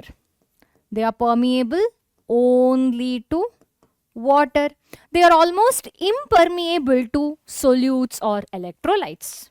Okay, adre the ascending limb of loop of Henle, they are permeable only to electrolytes like NaCl. Okay, so descending limb of loop of Henle is permeable to water, andre they allow water to go out, andre reabsorption of water can happen over here, and this transportation of water happens by passive means, andre without energy, without ATP, water can go out of the loop of Henle. So permeability of water can be seen, which is passive transportation of water over here. So water can go out. Okay, so water yake inside, why the water cannot enter into the loop of Henle? Yakandre permeability andre allowing or intaking of water agbekalva. So the reason for this is ee loop of Henle iruvantaha jaga enide andre as in when we go down to the medulla part of the nephron, the concentration gradient increases. Andre the bottom part of the loop of Henle andre medulla dalli we get to see maximum concentration andre 1200 I guess milliosmolarity anu irtade. Adre uppermost alli it is going to be the least. So as in when we go down to the loop of Henle, or as in when we go deeper to the medulla region of the kidney, there is going to be increased concentration, which means loop of Henle ಒಳಗಡೆ ಸಹ concentration ಜಾಸ್ತಿ ಆಗ್ತಾ ಹೋಗಬೇಕು. For this reason water is been allowed to go out so that the increased concentration can be maintained. Okay, so idu descending limb of loop of Henle ಬಗ್ಗೆ ಆಯಿತು, that it is permeable to water ಅಂತ. Now why ascending limb of loop of Henle is permeable to only electrolytes like NaCl? ಯಾಕಂದ್ರೆ see, as and when we go from down to up, down ಅಲ್ಲಿ there is going to be 1200 milliosmo per liter is going to be the concentration alva. in the uppermost part it is going to be 300 milliosmo per liter alva. So as in when we go up to the loop of Henle, as in when we go from medulla to cortex, the concentration of the solute or concentration of the solution in medulla is going to reduce. So ಈಗ concentration ಕಮ್ಮಿ ಆಗ್ತಾ ಹೋಗಬೇಕು ಅಂದ್ರೆ we have to make sure the NaCl go out of the nephron. So ಈ ತರ ಮಾಡಿದ್ರೆ ಮಾತ್ರ we can maintain the dilution ಅಲ್ವಾ. ಸೊ ಈ ತರ the solution is going to get diluted by allowing the NaCl out. ಕೆಳಗಡೆ ಹೋಗ್ತಾ ಇದ್ದ ಹಾಗೆ ಕಾನ್ಸಂಟ್ರೇಷನ್ ಜಾಸ್ತಿ ಆಗಬೇಕು. So hence water is let out from the descending limb of loop of Henle, but it is not let inside alva. Ascending limb of loop of Henle enide which is going from down to up. So here the solution's concentration should be diluted. So adike NaCl is allowed outside, not inside, though the permeability of NaCl is seen in the ascending limb of loop of Henle. Okay, I hope it is clear. Iga ascending limb of loop of Henle, hence it is permeable to NaCl, descending limb is permeable to water. ಆದರೆ ಇದು ಅರ್ಥ ಆಗಿರ್ಬೋದು ತುಂಬ ಜನರಿಗೆ, ಆದರೆ it's very difficult in the last moment to remember which limb is permeable to what. So ನನ್ನ ಹತ್ರ ಒಂದು ಟ್ರಿಕ್ ಇದೆ, that is water is white ಹೇಳೋದು ಟ್ರಿಕ್. ಸೊ ನಾವು ಲೂಪ್ ಆಫ್ ಹೆನ್ಲೆ ನಾವು ನೆಫ್ರಾನ್ನ ಡ್ರಾ ಮಾಡುವಾಗ we usually draw nephron like this. ಅಂದರೆ we start from Bowman's capsule, glomerulus and PCT, then loop of Henle, then DCT, then collecting duct ಅಲ್ವಾ. So first ಬರುವಂತಹ limb descending limb, next ಬರೋದು ascending limb. So ಫಸ್ಟಿಗೆ ಬರೋದು water permeability, then NaCl, ಕರೆಕ್ಟಾ. So ಇದನ್ನು ನೆನ್ಪಿಟ್ಕೊಳ್ಳಿಕ್ಕೆ we have a trick that is water is white. Water is white. So what is water stands for here? Water ಅಂದರೆ it means this particular limb, that is descending limb, is permeable to water. This limb, that is ascending limb, is permeable to white. White andre ಏನು? NaCl, salt, ಉಪ್ಪು. ಉಪ್ಪಿನ colour ಏನು white ಇರುತ್ತೆ ಅಲ್ವಾ. So hence you can remember water is white. One is permeable to water, another one is permeable to white, that is NaCl. Okay, ಈಗ nephron structure ನಾವು ಈ ಥರ ಡ್ರಾ ಮಾಡಿದ್ರು ಸಹ ಪುನಃ ಈ ಅಸೆಂಡಿಂಗ್ ಲಿಂಬ್ ಇದೆ ಅಲ್ವಾ. So this is the structure of our loop of Henle, ಕರೆಕ್ಟಾ. ಸೊ ಈ ascending limb of loop of ಹೆನ್ಲೆಯಲ್ಲಿ ಪುನಃ ಎರಡು ಟೈಪ್ಸ್ ಇದೆ. ಒಂದು ಥಿಕ್ ಅಸೆಂಡಿಂಗ್ ಲಿಂಬ್, ಇನ್ನೊಂದು thin ascending limb of loop of Henle. So ನೀವಿಲ್ಲಿ ನೋಡುವಂತಹ ಅಸೆಂಡಿಂಗ್ ಲಿಂಬಿನ ಪಾರ್ಟ್ ಏನಿದೆ ಇದು thin segment of ascending limb of loop of Henle, ಇದು thick segment. So thick segment, if they have to allow NaCl out, they need ATP. Andre here there is going to be active transportation of NaCl. And thin segment, when they allow NaCl out, they don't need ATP. ATP is not required.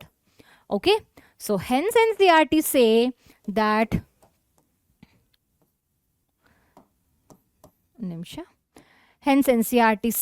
thin segment, in thin segment of ascending limb of loop of Henle, in thin segment of ascending limb of loop of Henle, the transportation of NaCl is passive, under without ATP, and in the thick segment the transportation of NaCl is going to be active, under in the presence of ATP. Okay, so what we understand by this is ascending limb of loop of Henle is not involved in reabsorption of water, but descending limb of loop of Henle is still involved in reabsorption of water. So ಇಲ್ಲಿ water ಹೊರಗಡೆ ಹೋಗ್ತಾ ಇದೆ loop of ಹೆನ್ಲೆಯಿಂದ ಅಂತಂದ್ರೆ it means water is getting reabsorbed in to the body fluid, ಕರೆಕ್ಟಾ. So we can hence say descending limb of loop of Henle is involved in reabsorption of water. ಆದರೆ ascending limb of loop of Henle not cause water reabsorption. ಹಾಗಾದ್ರೆ ಈ ascending limb of loop of Henleಯ function ಏನು? NCERT says that ascending limb of loop of Henle maintain high osmolarity. They maintain high osmolarity of medullary interstitial fluid. ಈಗ loop of Henle ಇರುವಂಥದ್ದು medulla region of the ಕಿಡ್ನಿಯಲ್ಲಿ. And ನಾನು ಸ್ಟಾರ್ಟಿಂಗಲ್ಲೇ ಹೇಳಿದ್ದೆ, ಮೆಡ್ಯುಲಾದಲ್ಲಿ as in when we go deeper in to the medulla, the concentration gradient or the concentration of the medulla is going to be more. So ಯಾರು actually cause ಮಾಡುವಂಥದ್ದು? It is the NaCl which is released out from the ascending limb of loop of Henle itself, which is actually causing this higher concentration gradient in the medulla region. ಇನ್ನು ಚೆನ್ನಾಗಿ simple ಆಗಿ ಅರ್ಥ ಮಾಡ್ಕೊಳ್ಬೇಕು ಅಂತಂದ್ರೆ, let's understand about the Delhi's pollution. ನಿಮಗೆಲ್ಲರಿಗೂ ಗೊತ್ತು, ಈಗ ಡೆಲ್ಲಿಯಲ್ಲಿ ಸಿಕ್ಕಾಪಟ್ಟೆ ಪೊಲ್ಯೂಷನ್ ಆಗಿದೆ, ಎಲ್ಲ ಜನ ಪ್ರತಿಭಟನೆ ಮಾಡ್ತಾ ಇದ್ದಾರೆ, ನಮಗೆ ವಿ ನೀಡ್ ಕ್ಲೀನ್ ಏರ್, ಹಾಗೆ ಹೀಗೆ ಅಂದ್ಕೊಂಡು. ನಾನು ಸಹ ಡೆಲ್ಲಿ ಹತ್ರನೇ ಇರೋವಂಥದ್ದು, ತುಂಬ ದೂರ ಏನಿಲ್ಲ, just 2-3 hours. I live in Panipat, Haryana, not in Karnataka. Okay, so Delhi ಜನ ಹೇಳ್ತಿದ್ದಾರೆ ಪೊಲ್ಯೂಷನ್ ಜಾಸ್ತಿ ಆಗಿದೆ, ಸಿಕ್ಕಾಪಟ್ಟೆ ಜಾಸ್ತಿ ಆಗ್ತದೆ ಪೊಲ್ಯೂಷನ್, ಡೂ ಸಮಥಿಂಗ್, ಗೌರ್ಮೆಂಟ್ ನೀವೇನು ಮಾಡ್ತಾ ಇಲ್ಲ, ಹಾಗೆ ಹೀಗೆ ಅಂದ್ಕೊಂಡು. ಬಟ್ ಪೊಲ್ಯೂಷನ್ ಆದ್ದು ಯಾರಿಂದ? ಪೊಲ್ಯೂಷನ್ ಆಗ್ತಾ ಇರೋದು ಯಾರಿಂದ? ಜನರಿಂದಲೇ. ಸ್ಟ್ರಿಕ್ಟ್ ರೂಲ್ಸ್ ಎಲ್ಲ ಇತ್ತು. ಇವನ್ ನಂಬರ್ ಆರ್ಡ್ ಇವನ್ ಏನು ನಂಬರ್ ಪ್ಲೇಟ್ ಇರೋರು ಒಂದಿನ, ಇವನ್ ನಂಬರ್ ಪ್ಲೇಟ್ ಇರೋರು ಒಂದಿನ ಅಂತೆಲ್ಲ ಇತ್ತು. ಆ್ಯಂಡ್ ಮೆಟ್ರೋ ಎಲ್ಲ ಮಾಡಿದ್ರು, ಎಲ್ಲ ಕಡೆ ಮೆಟ್ರೋ ಕನೆಕ್ಟಿವಿಟಿ ಇದೆ, ಆದರೂ ಜನರಿಗೆ ಒಬ್ಬೊಬ್ಬರೇ ಒಂದೊಂದು ಕಾರಲ್ಲಿ ಹೋಗಬೇಕು. ಸೊ ಬೇರೆ ಬೇರೆ ಈ ಥರದ ರೀಸನ್ಸಿಂದ ಡೆಲ್ಲಿ ಪೊಲ್ಯೂಷನ್, ಜನರಿಂದಲೇ ಡೆಲ್ಲಿಯ ಪೊಲ್ಯೂಷನ್ ಜಾಸ್ತಿ ಆಗಿರುವಂಥದ್ದು. It is because of the people it self ಏನು ಪೊಲ್ಯೂಷನ್ ಜಾಸ್ತಿ ಆಗ್ತಾ ಇರುವಂಥದ್ದು. And it is these people only who are saying pollution ಜಾಸ್ತಿ ಆಗಿದೆ, ಡೂ ಸಮಥಿಂಗ್ ಅಂತ. ಹಾಗೆ ಇಲ್ಲೂ ಸಹ we are saying that NaCl, there is going to be high concentration in the medulla anta. So it is actually caused by the NaCl which has been released by the lupofenle itself. So lupofenle enide, especially ascending limb of lupofenle, they are releasing out NaCl out in to the medullary interstitial fluid. ಅಂದರೆ ಆ ಮೆಡ್ಯುಲಾದ ಫ್ಲೂಯಿಡನ್ನು ನಾವು medullary interstitial fluid ಅಂತ ಹೇಳುವಂಥದ್ದು, ಮೆಡ್ಯುಲಾದಲ್ಲಿರುವಂತಹ ಫ್ಲೂಯಿಡನ್ನು. So ಆ medullary interstitial ಫ್ಲೂಯಿಡಿನ concentration ಜಾಸ್ತಿ ಆಗ್ತಾ ಇರೋದು ಯಾರಿಂದ? NaCl ಇಂದ, which is going out of the ascending limb of lupofenle. So ಅದೇ higher concentration of the medullary fluid ಇಂದಾಗಿ more and more NaCl is further able to come out. Okay, and more water is coming this side. So this is what is going to happen in ascending and descending limb of lupofenle. Okay, so descending limb of lupofenle function reabsorption of water, that is, it is letting out the water. ಈ ascending limb of lupofenle function they are letting NaCl out. Cause of this, ಆ ಮೆಡ್ಯುಲಾದ ಫ್ಲೂಯಿಡಿನ concentration gradient ಅಥವಾ concentration ಏನಿದೆ, it is going to be high. And that higher concentration, that high osmolarity, ಕಾನ್ಸಂಟ್ರೇಷನ್ಗೆ ನಾವಿಲ್ಲಿ osmolarity ಅಂತ ಹೇಳುವಂಥದ್ದು. So high osmolarity, that is high concentration of medullary fluid is been maintained because of this ALOH, ಅಂದರೆ ascending limb of lupofenle, because of letting out the NaCl out. Okay, so ಇದು loop of Henle ಬಗ್ಗೆ. ನಾವು ಲೂಪೋಫೆನ್ಲೆಯ ನಂತರ ಬರುವಂತಹ structure is DCT, ಅಂದರೆ distal convoluted tubule. ಹೆಸರಂತೂ very similar to that of PCT, ಒಂದು function is very similar. DCT ಅಂದರೆ distal convoluted tubule. So ಇದರ ಲೊಕೇಶನ್ ಸಹ cortex, just like PCT. Function ಸಹ almost same. Here also you get to see reabsorption and secretion. ಇಲ್ಲಿ PCTಯಲ್ಲಿ ಆಗದೇ ಇರುವಂತಹ ರಿಅಬ್ಸಾರ್ಪ್ಷನ್ ಅಂದರೆ ಸ್ವಲ್ಪ ವಾಟರ್ ಉಳಿದಿರ್ತದೆ, ಕೆಲವು ಎಲೆಕ್ಟ್ರೋಲೈಟ್ಸ್ಗಳು ಉಳಿದಿರ್ತದೆ. ಸೊ PCTಯಲ್ಲಿ ಆಗದಿರುವಂತಹ ಕೆಲವು ರಿಅಬ್ಸಾರ್ಪ್ಷನ್ ಇಲ್ಲಿ ಆಗ್ತದೆ. ಓಕೆ, ಸೊ ಸ್ವಲ್ಪವೇ ಸ್ವಲ್ಪ ವಾಟರು, ಸ್ವಲ್ಪವೇ ಸ್ವಲ್ಪ ಎಲೆಕ್ಟ್ರೋಲೈಟ್ಸ್ ಉಳಿದಿರ್ತದೆ, PCTಯಲ್ಲಿ ರಿಅಬ್ಸಾರ್ಬ್ ಆಗದೆ ಅಲ್ವಾ. ಸೊ ಈಗ ಅಂತಹ ನೀರು ಮತ್ತು ಎಲೆಕ್ಟ್ರೋಲೈಟ್ಸ್ ರಿಅಬ್ಸಾರ್ಬ್ ಆಗಬೇಕು ಅಂದರೆ we need some conditions. So here hence reabsorption happens because of some conditions. So here you get to see conditional reabsorption of water and electrolyte like sodium. Okay, and of course a small amount of bicarbonate will be also reabsorbed just like PCT ಅಲ್ಲಿ ಏನೆಲ್ಲ reabsorb ಆಗ್ತಾ ಇತ್ತು? almost all the essential nutrients, 70 to 80% of water, electrolytes and small amount of bicarbonate. So ಇಲ್ಲಿ ಉಳಿದಿರುವಂತಹ ನೀರು, ಉಳಿದಿರುವಂತಹ electrolytes ಅಂದರೆ sodium, water and some amount of bicarbonate will be reabsorbed over here. Nutrients almost nearly all ಅಂತ ಹೇಳಿದ್ದಾರೆ PCTಯಲ್ಲಿ. So almost all nutrients PCTಯಲ್ಲಿ reabsorb ಆಗಿರ್ತದೆ. ಈಗ ಕಂಡೀಷನಲ್ ರಿಅಬ್ಸಾರ್ಪ್ಷನ್ ಅಂದ್ರೆ ಏನು? What is that condition? So when the hormones like aldosterone act upon the DCT, then only the reabsorption of sodium and water will happen. Okay, so conditional reabsorption andre it is the hormones which actually act on this and cause for the reabsorption.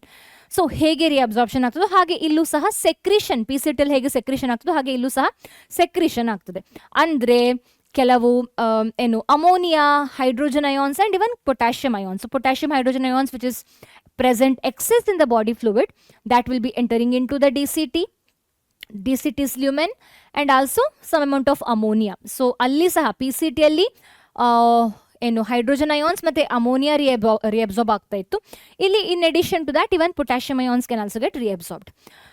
So hence the function of DCT is reabsorption and selective secretion, right? So function is same as PCT. They will be involved in maintaining the pH and the acid base balance and ionic balance, like sodium potassium balance of the body is being maintained over here.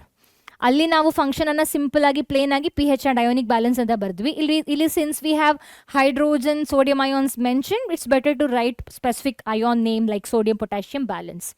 So function of DCTs, they are able to maintain pH and acid potassium ಮತ್ತೆ sodium balance ಅನ್ನ ಸಹ maintain ಮಾಡ್ಬೋದು. So this is about DCT. Now coming to the last part of the nephron, that is collecting duct. Idu nephron in a last part, and this part is distributed both in the medulla as well as in the cortex region. So urine ಏನು DCT ಅಲ್ಲಿ form ಆಗ್ತದೆ, that is going to get collected in this particular part of the nephron. So ಇಲ್ಲಿ ಇನ್ನೂ ಉಳಿದಿರುವಂತಹ water ಅಂದರೆ ಈ ಇನ್ನು ಸ್ವಲ್ಪ ಉಳಿದಿರುವಂತಹ water ಏನಿದೆ, ನೀರೇನಿದೆ ನೆಫ್ರಾನಲ್ಲಿ, ಅದು ಪುನಃ ಇಲ್ಲಿ reabsorb ಆಗ್ತದೆ. So water would be reabsorbed over here, and some of the materials which is remaining in our body fluid like potassium and hydrogen ions, even they are also secreted back into the fluid. Okay, and idra function hence is maintaining pH balance, that is acid base balance, alva because of hydrogen ions, and also it is also involved in maintaining the ionic balance like potassium ion. Okay, ಅದಲ್ಲದೆ ಇನ್ನೊಂದು additional function ಇದೆ ನೋಡಿ. ಇಲ್ಲೂ ಸಹ function of PCT, DCT and collecting duct is same. Okay, ಅದರ ಜೊತೆ collecting duct shows some additional function, that is some amount of urea. Okay, so there is going to be passage of there is going to be some passage of urea into interstitium is also being done by collecting duct. So collecting duct ಏನ್ ಮಾಡ್ತದೆ, I'll be drawing the collecting duct structure. If this is collecting duct,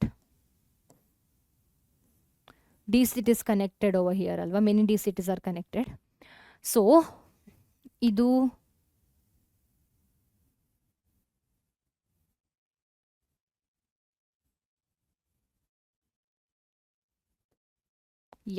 this is nephron ತರ ಕಾಣಿಸ್ತಾ ಇದೆಯಾ? ಬೇಡ, ನಾವಿಲ್ಲೇ ಮಾಡುವ.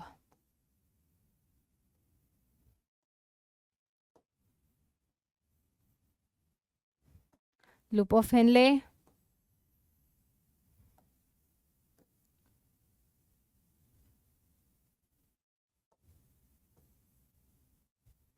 DCT, ಇದು collecting duct. ಈಗ ಕಲೆಕ್ಟಿಂಗ್ ಡಕ್ಟ್ ಏನ್ ಮಾಡ್ತದೆ ಅಂತ ಕೇಳಿದ್ರೆ, ಯೂರಿಯಾ ಏನಿರ್ತದೆ, so urea we should be excreting out in the form of urine ಅಲ್ವಾ. Urea should be going out in the form of urine. So ಈ ಯೂರಿಯಾ ಏನಿದೆ which should be going out of the body as a urine along with the urine. So some of the urea which is present in the collecting duct will be released out into medullary interstitial fluid. Okay, so some of the urea from the collecting duct, idu collecting duct, will be released into the medullary interstitial fluid. Yake? to maintain the high osmolarity of the medullary interstitial fluid. Even our ascending limb of loop of Henle will be releasing NaCl and collecting duct will be releasing urea. So it is because of these NaCl and urea which is present in the medullary interstitial fluid, there is going to be high concentration gradient as in when we go deeper to the medulla. So medulla dalli, at the deepest part of the medulla, you get to see 1200 milliosmo per liter as a osmolarity, as a concentration. Alva? 1 minute, exact units, yeah, milliosmo per liter. We will write that unit as well. 1200 milliosmo per liter is the concentration of the deepest part of the medulla, and top is 300 milliosmo per liter. So, ಈ highest concentration gradient ಅನ್ನ maintain ಮಾಡ್ತಾ ಇರೋದು ಯಾರು?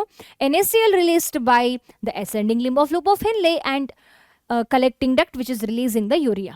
Okay. So, one of the important function of collecting duct hence is passage of some urea into the interstitium. Interstitium andre medullary interstitial fluid, andre into the medullary fluid, which is going to maintain high osmolarity. That means which is going to maintain high concentration gradient in the medulla. So, idu structure matte functions of different part of the nephron. Now, let's study about whatever we have seen as of now. Adrana NCERT ಕೊಟ್ಟಿದ್ದಾರೆ ಕೆಲವು ವಿಚಾರವನ್ನ. So quick ಆಗಿ ನೋಡುವ. ಇದೆಲ್ಲ ನಾನು discuss ಮಾಡಿ ಆಗಿದೆ. So ಒಂದು ಕ್ವಿಕ್ ರಿವಿಷನ್ ಅಂತ ತಿಳ್ಕೊಳ್ಬಹುದು. So you can make out ಇದು PCT ಅಲ್ಲಿ we can see reabsorption of nutrients, water, NaCl, bicarbonate, and we can see secretion of ammonia and hydrogen ions. ನೀವು ಅಂದ್ಕೊಳ್ಬೋದು ಮ್ಯಾಮ್ ಇಲ್ಲಿ ಪೊಟ್ಯಾಷಿಯಂ ಸಹ ಕೊಟ್ಟಿದ್ದಾರೆ, ಇಲ್ಲಿ ಪೊಟ್ಯಾಷಿಯಂ ರಿಅಬ್ಸಾರ್ಬ್ ಆಗ್ತಾ ಇದೆ. ಆಕ್ಚುಲಿ ಇಲ್ಲಿ ಪೊಟ್ಯಾಷಿಯಂ ರಿಅಬ್ಸಾರ್ಬ್ ಸಹ ಆಗ್ತದೆ, ಸೆಕ್ರೆಟ್ ಸಹ ಆಗ್ತದೆ. ದ್ಯಾಟ್ ಇಸ್ ವೈ NCERT ಅಲ್ಲಿ ಲೈನ್ಸ್ ಅಲ್ಲಿ ಮೆನ್ಷನ್ ಮಾಡಿದಾಗ they don't talk neither about reabsorption nor about secretion of potassium ion, because in PCT we get to see both reabsorption and secretion of potassium ions happening. Adikke PCT under potassium ions yenu, they haven't written anything about potassium ion under PCT. Okay, but rest of the things are been mentioned. Electrolytes like NaCl, bicarbonate, water, nutrients will be reabsorbed. Water and potassium ions will be secreted into PCT. Okay.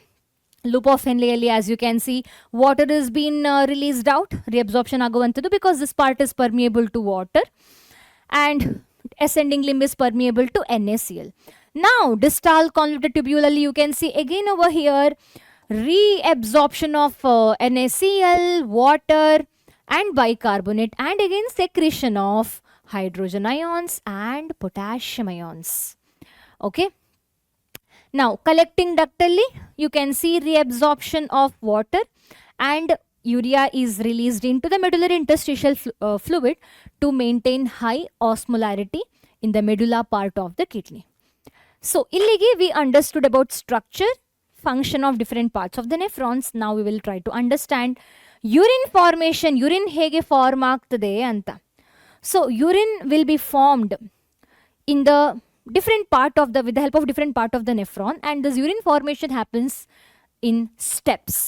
So, 3 steps irtade urine formation ige. Urine formation agbeku andre it happens with the help of 3 steps. First step is called as ultrafiltration or glomerular filtration.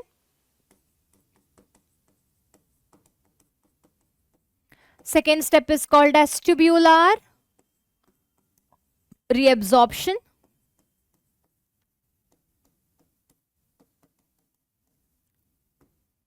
The third step is called as tubular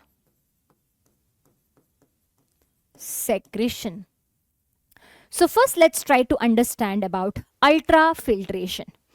Ultrafiltration, which is also called as glomerular filtration.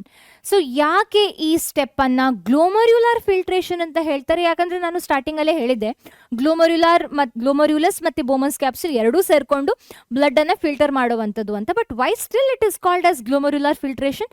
ಯಾಕಂದ್ರೆ the first step in the urine formation, that is filtration of the blood, is mainly carried out because of the glomerulus. It is because of the glomerular blood pressure.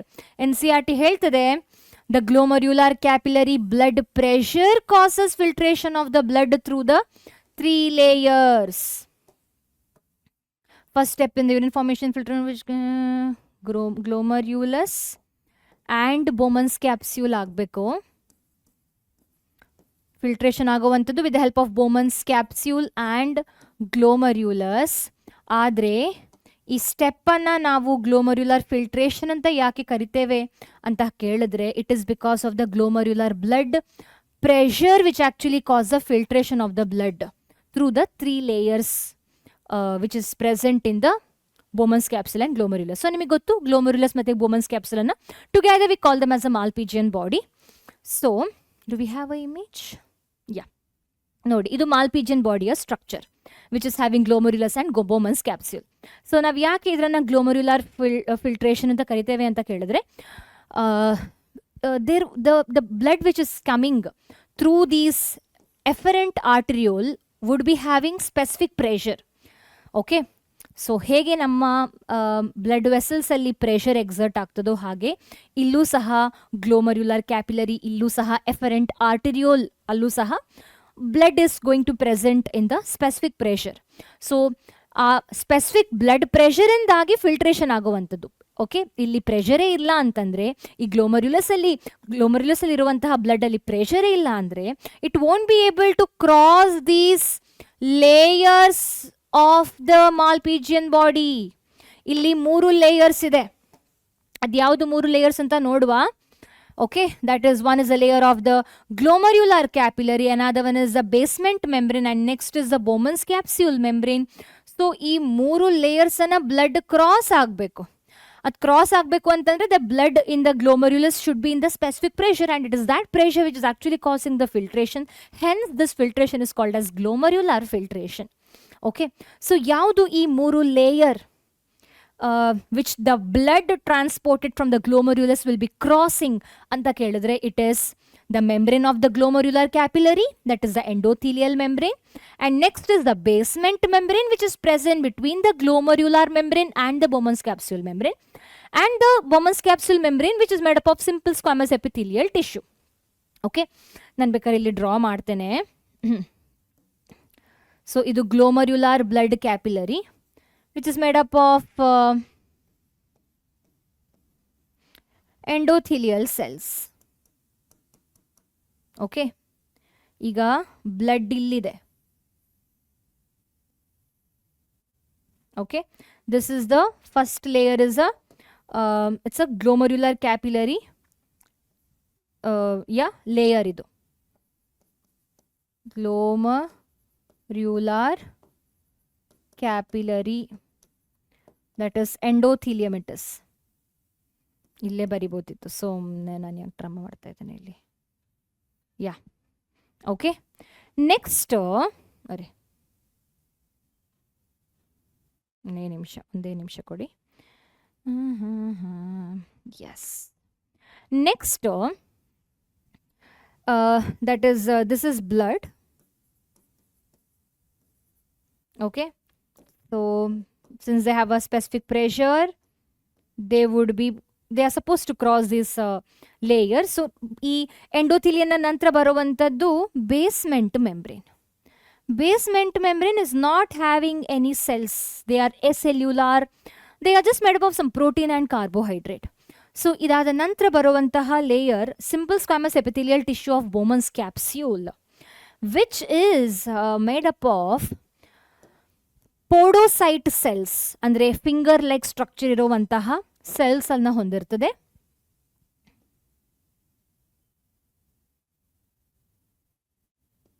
And there is some gap between these cells.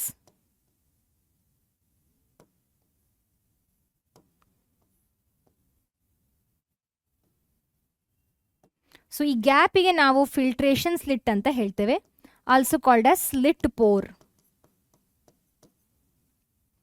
Okay, ಇದು basement membrane.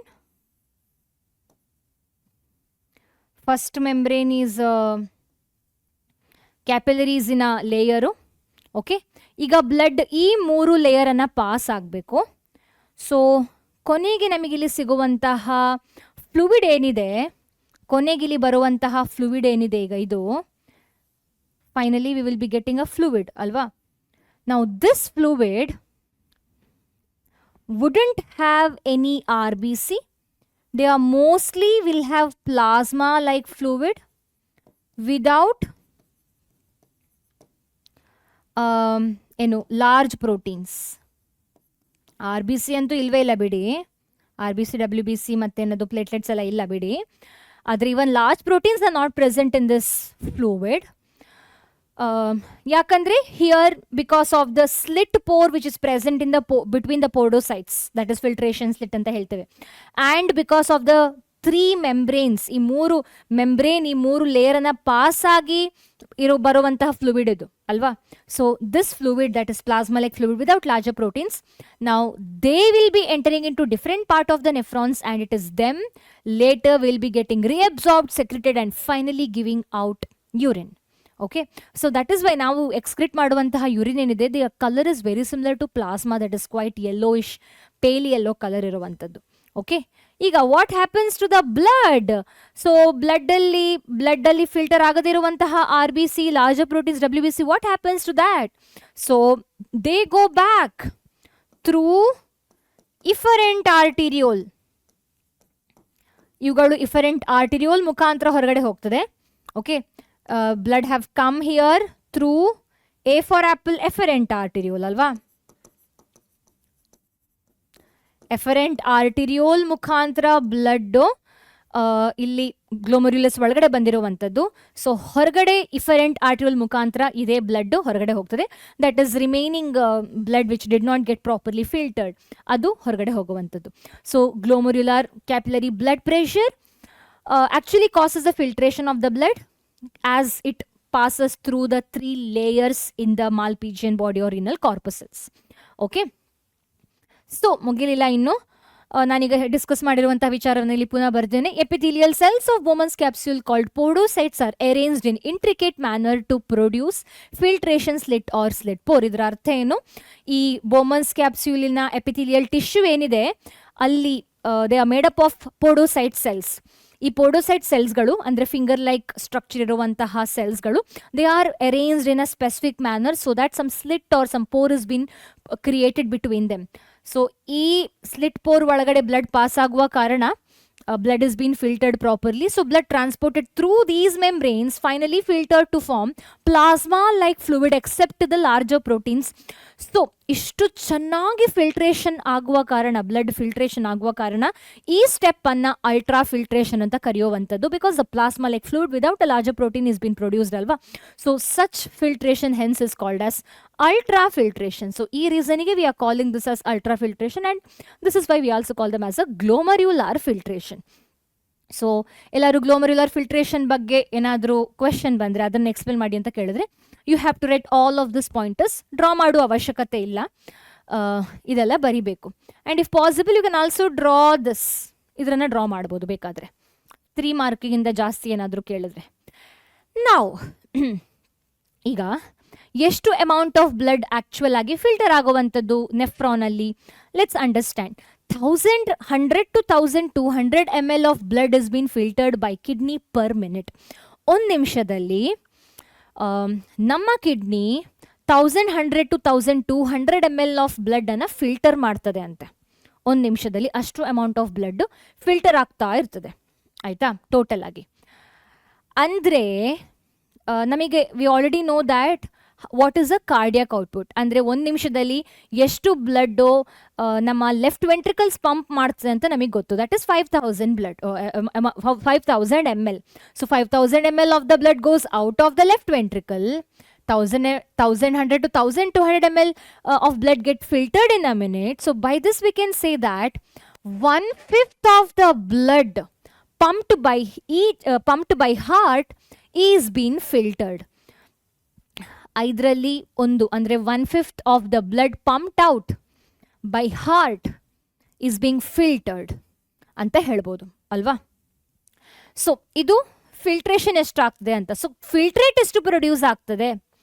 Filtration ಆದ ಮೇಲೆ ಏನು ಈ 3 membranes ಅನ್ನ cross ಆಗ್ತದೆ ಕೆಲವು ಫ್ಲೂಯಿಡ್ಗಳು.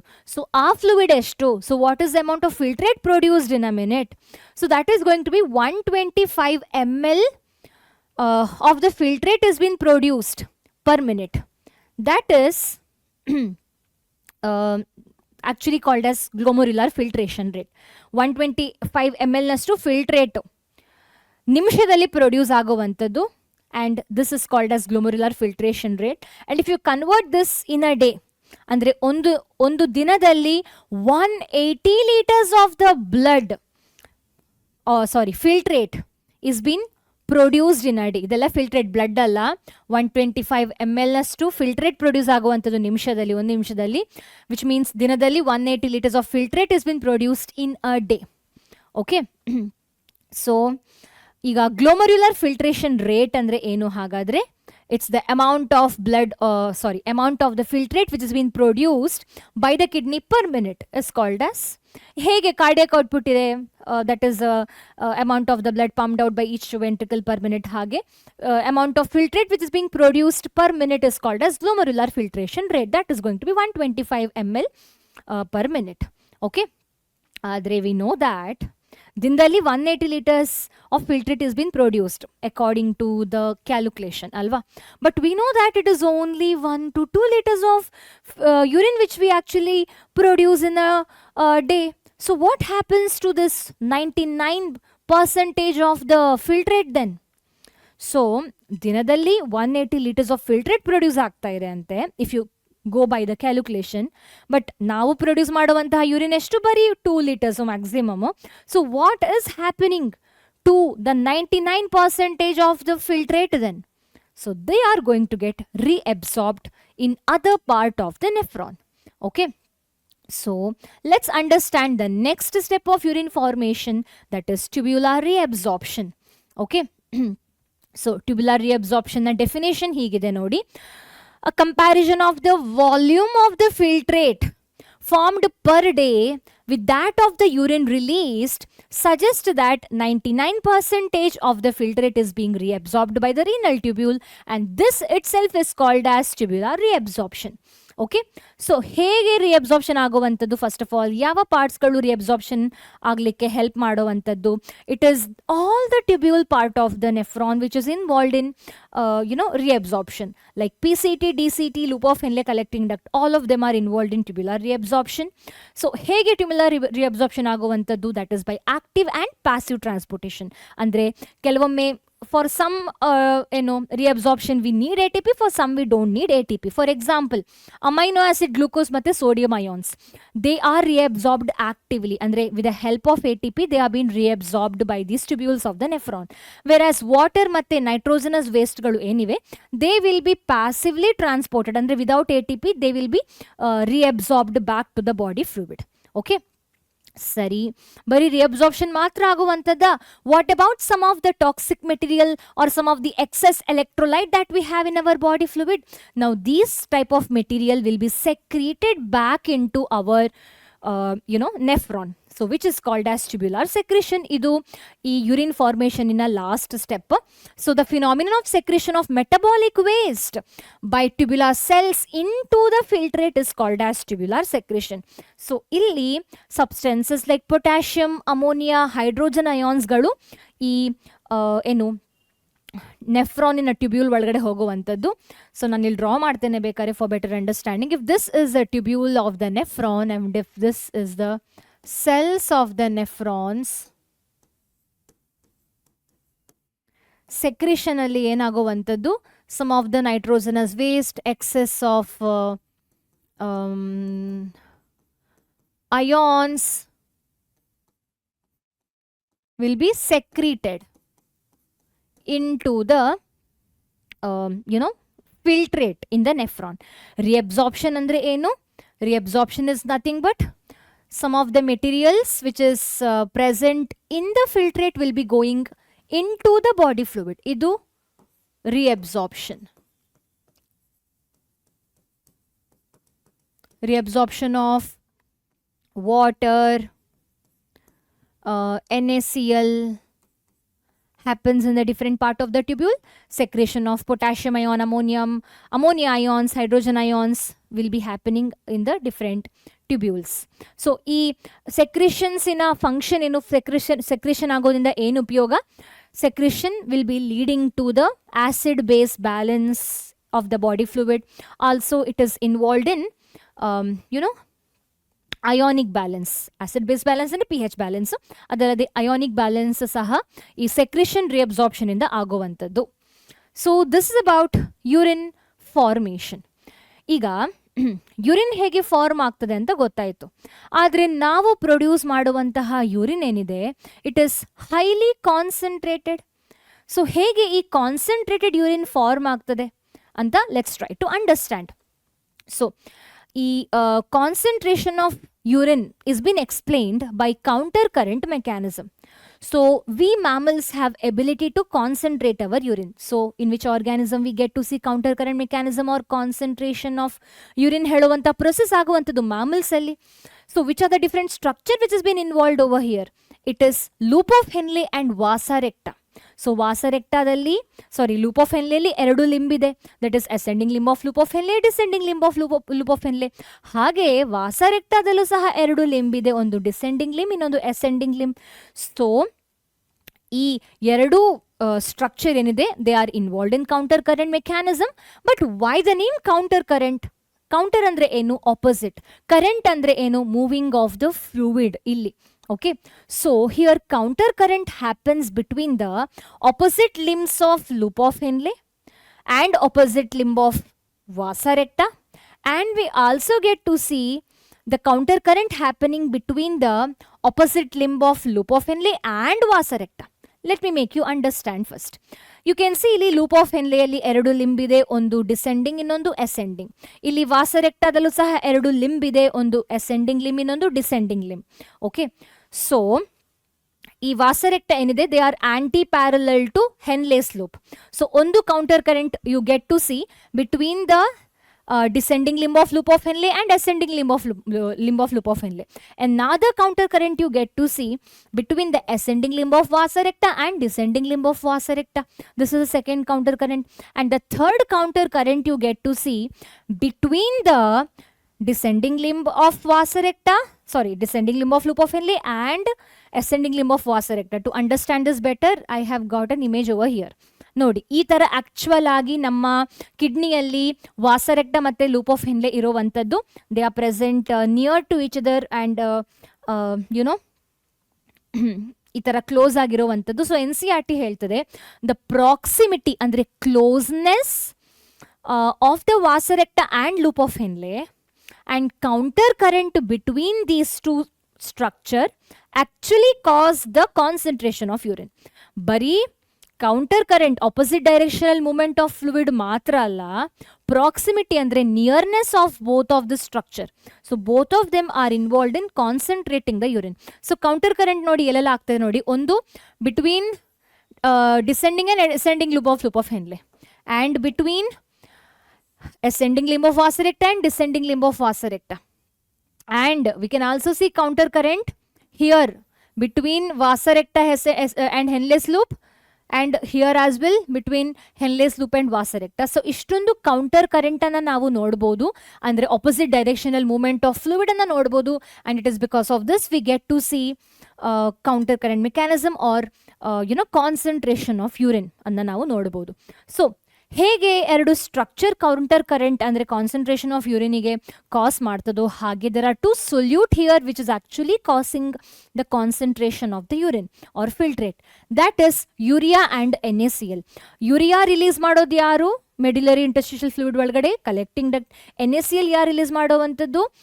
Ascending limb of loop of Henle.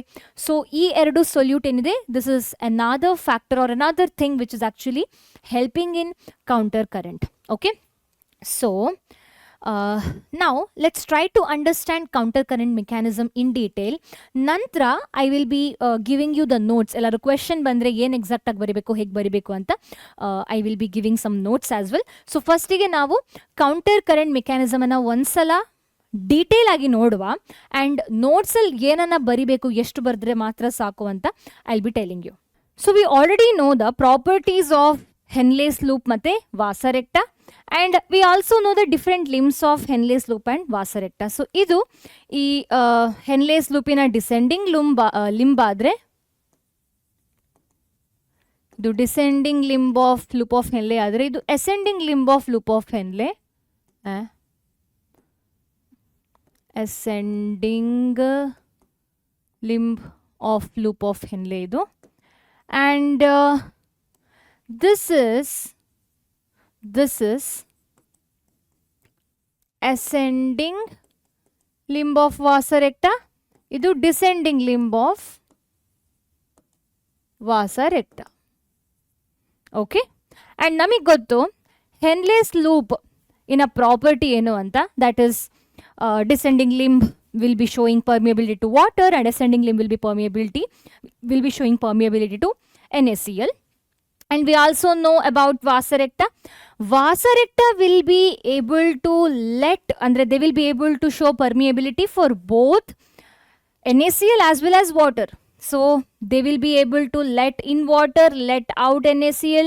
They will be able to let out water, let in NaCl in both the sides. Okay. So now let's try to understand with respect to the osmolarity. So after all, medulla-dalli you get to see vasa recta and the loop of Henle. And as in when we go down to the medulla, we are able to see the concentration, osmolarity is increasing. Okay, so this we knew already. Iga let's understand actually hege concentration of urine ಅಥವಾ filtrate ಆಗುವಂಥದ್ದು ಅಂತ. So we know that filtrate will be coming from initially filtrate will be coming from proximal convoluted tubule. So PCT ಇಂದ Henle's loopಗೆ ಈಗ filtrate ಬರ್ತಾ ಇದೆ. So since the fluid is going down to the medulla, they should be increasing their concentration. For this reason, you can see in order to increase the osmolarity or concentration, the water is going out of descending limb of loop of Henle. So ಈಗ filtrate ಕೆಳಗಡೆ ಬರ್ತಾ ಇದು ಹಾಗೆ more and more water would be going out of the descending limb of loop of Henle. Okay. Now ಈಗ ಈ filtrate ಏನಿದೆ, now they have to go up through ascending limb of loop of Henle, and we know that as in when we go up from the medulla to cortex, the concentration should be reduced, ಅಂದ್ರೆ dilution ಜಾಸ್ತಿ ಆಗಬೇಕು. So dilution ಅನ್ನು ನಾವು dilution ಅನ್ನು ಜಾಸ್ತಿ ಮಾಡಬೇಕು ಅಂದರೆ concentration ಕಮ್ಮಿ ಮಾಡಬೇಕು ಅಂದರೆ we can't again remove water ಅಲ್ವಾ. And here we can't talk about water, ಯಾಕಂದರೆ this will be showing permeability only to NaCl. This will show permeability to water and this part will be showing permeability to only to NaCl. So how can we dilute the solution? By letting some NaCl out of the filtrate from ascending limb of loop of Henle. Okay. ಈಗ filtrate PCT ಇಂದ ಏನು descending ಲಿಂಬಿಗೆ ಬರ್ತಾ ಇದೆ, since it's going down, so concentration should be increasing. So concentration increase ಆಗಬೇಕು ಅಂದರೆ water should be let out from the filtrate, that is why water will be going out. ಇಲ್ಲಿ ಈ ಕಡೆ ಅಂದರೆ ಅಸೆಂಡಿಂಗ್ ಲಿಂಬಿಗೆ ಫಿಲ್ಟ್ರೇಟ್ ಟ್ರಾನ್ಸ್ಪೋರ್ಟ್ ಆಗ್ತಾ ಇದೆ, ಹಾಗೆ concentration ಕಮ್ಮಿ ಆಗಬೇಕು, ಯಾಕಂದರೆ we know concentration of surrounding is less as in when we go from down to up. So ಅದಕ್ಕೆ NaCl will be lost from the filtrate. ಈಗ ಇಂತಹ ಫಿಲ್ಟ್ರೇಟ್ ಕಡೆಗೆ ಬಂದು ಈ ಕಲೆಕ್ಟಿಂಗ್ ಡಕ್ಟಿನ ಮುಖಾಂತರ again they will be going down. So we know that as in when the filtrate goes down, the concentration increases. So how can we increase the concentration of the filtrate which is present in the collecting duct? That is once again by losing water. Andre collecting duct will be losing water in order to increase the concentration of the filtrate. So this is how exactly the urine that is actually coming out of the collecting duct would be concentrated. So NCERT ಹೇಳ್ತದೆ the urine is 4 times concentrated compared to that of the initial filtrate anta. So that you can calculate here only. Illi 1200 ide, illi 300 milliosmo per liter ide. So you can see here the filtrate is more concentrated, that is 4 times more concentrated, and here it is less. So ಇಲ್ಲಿ ಇರೋ filtrate, ಇಲ್ಲಿ ಹೊರಗಡೆ ಬರ್ತಾ ಇರುವಂತಹ filtrate ಏನಿದೆ, this is nothing but urine only ಅಲ್ವಾ. And we can hence say urine is 4 times more concentrated compared to that of the initial filtrate. ಸರಿ, we understood the story of Henle's loop. ಏನಾಗ್ತದೆ Henle's ಲೂಪಲ್ಲಿ ಯಾಕೆ collecting ಡಕ್ಟಲ್ಲೂ ಸಹ water ರಿಅಬ್ಸಾರ್ಬ್ ಆಗ್ತದೆ ಅಂತ ಗೊತ್ತಾಯಿತು. That is to maintain the higher concentration gradient, because as in when we go down to the medulla, concentration of the filtrate is going to be more. Now what about vasa recta? Vasa rectaದಲ್ಲಿ ಏನಾಗ್ತಾ ಇದೆ ಅಂತ ನೋಡುವ. So vasa recta is sort of anti-parallel to the loop of Henle. Okay, so ನೀವು ಇಲ್ಲಿ ನೋಡಬಹುದು, this is the descending limb of vasa recta. So descending limb of vasa recta, they will also show the concentration to that of their surrounding. So we know as in when we go down to the medulla, the concentration increase. So ಹೇಗೆ ಈ vasa recta the fluid ಅವುಗಳ concentration ಅನ್ನ ಜಾಸ್ತಿ ಮಾಡ್ಕೊಳ್ತವೆ, that is by releasing out water from them and by taking NaCl from the surrounding. ಈಗ NaCl surrounding ಅಲ್ಲಿ ಹೇಗಿದೆ, like how NaCl is present in surrounding of the vasa recta, that is because of the ascending limb of loop of Henle which released NaCl. ಈ NaCl ಏನು ascending limb release ಮಾಡ್ತು, so ಅದರನ್ನ ಈ ನಮ್ಮ ಏನಿದು ಅದರಿಂದ ನಮ್ಮ ಈ descending limb of vasa recta is taking the NaCl. Okay, ಇಲ್ಲಿ ಪುನಃ ಬರಿತೇನೆ VR ಅಂತ. VR ಅಂದರೆ ವಿಂಧ್ಯ ರಾವ್ ಅಲ್ಲ, vasa recta. ಓಕೆ, ಇದು vasa recta. So descending limb of vasa recta, they will be, in order to increase the concentration inside them, they will be taking NaCl from the surrounding. That is actually been released by the ascending limb of loop of Henle, and in order to increase the concentration, they will be letting water out from them, and they will be releasing some water outside of them, and iday ನೋಡಿ water has been released out. Okay, now ಈಗ ಇಲ್ಲಿರುವಂತಹ fluid ಏನಿದೆ, it's going down down down, and ಕೊನೆಗೆ ಇದು ಏನು descending limb of vasa recta will be continuing later as ascending limb of vasa recta ಅಲ್ವಾ. So as in when the fluid reaches the ascending limb of vasa recta, you can see that they are going up. And ನಮಗೆ already ಗೊತ್ತು, as in when we go up from the medulla to the cortex, the concentration of the filtrate or fluid should be reduced, ಅಂದರೆ dilution ಆಗಬೇಕು. So ಹೇಗೆ ಇಲ್ಲಿರುವಂತಹ fluid ಈಗ dilute ಆಗ್ಬೋದು, that is by releasing out NaCl and by taking up water. So ಇಲ್ಲೇನಿದೆ, ಇಲ್ಲಿ arrow mark ಉಲ್ಟಾ ಆಗಿದೆ.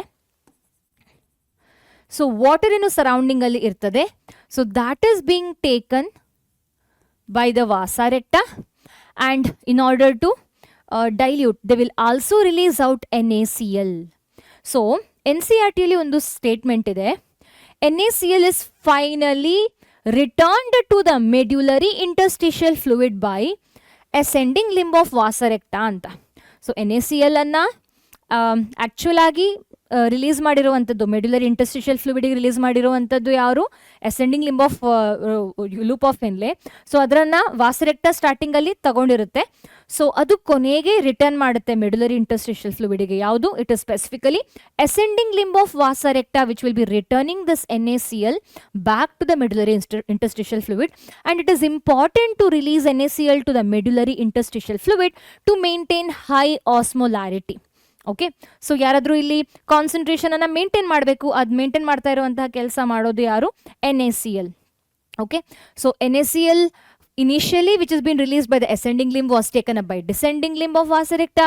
ಆ descending limb ಇಂದ NaCl ascending limb of vasa recta ಗೆ ಹೋಗಿ ಕೊನೆಗೆ this NaCl will be returned back to the medullary interstitial fluid by the ascending limb of vasa recta.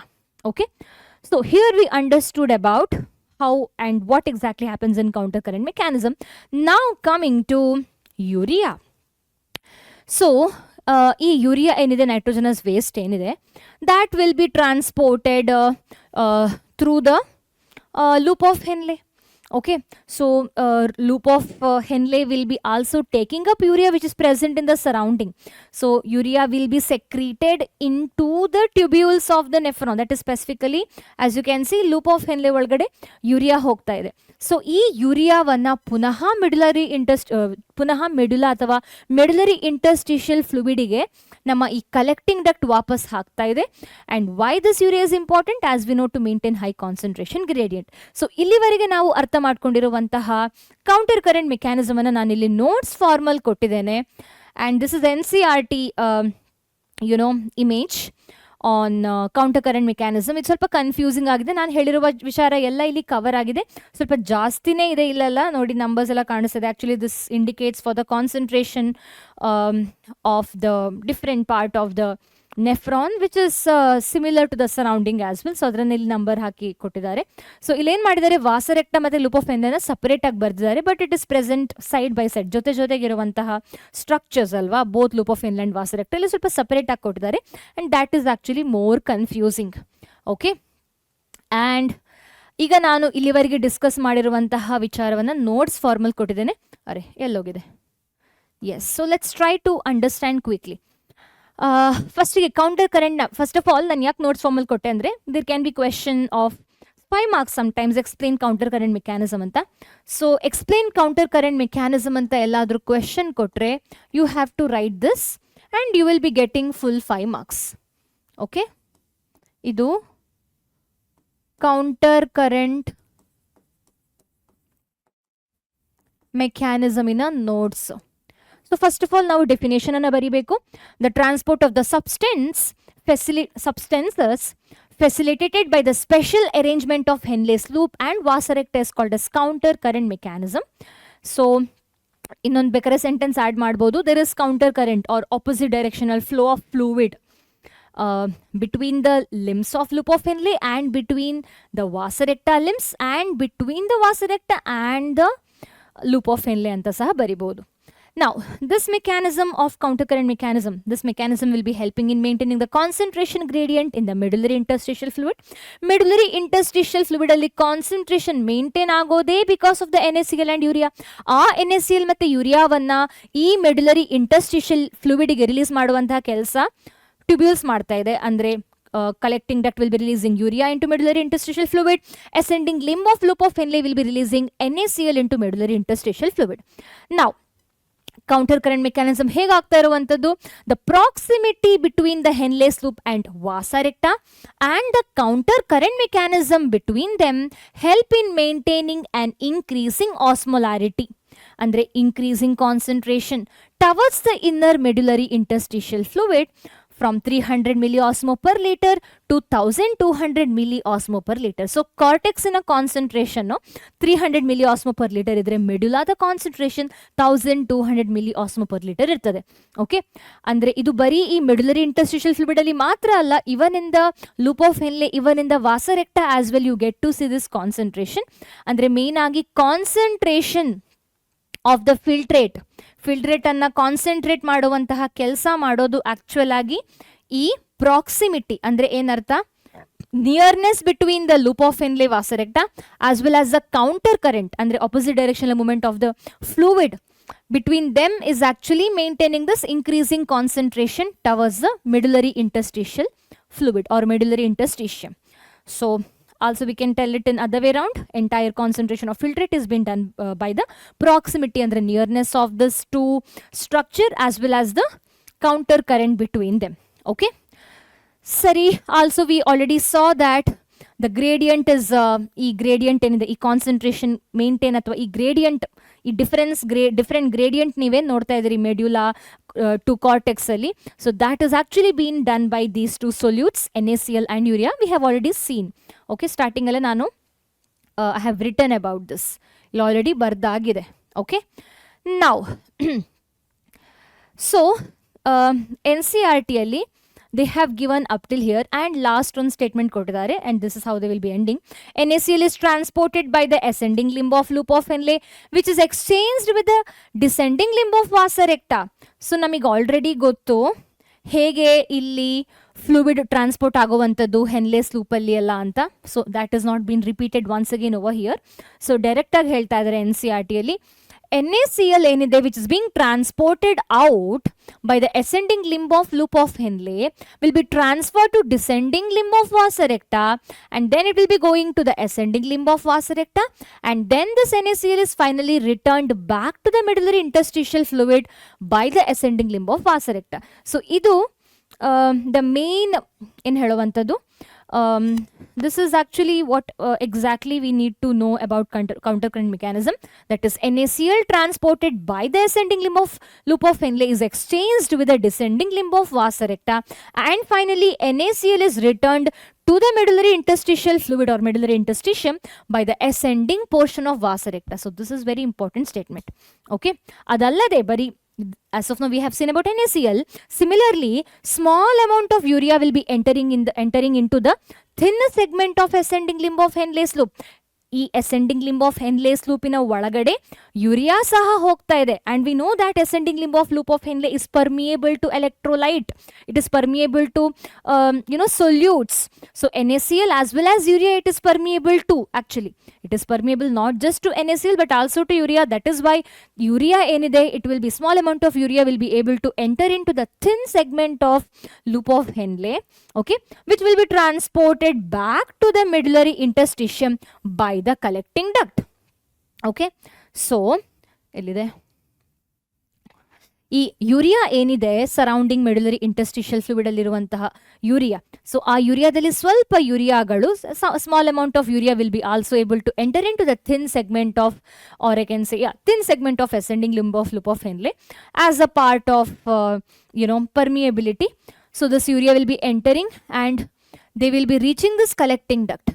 Okay, and finally the urea will be transferred back to the medullary interstitium by this collecting duct.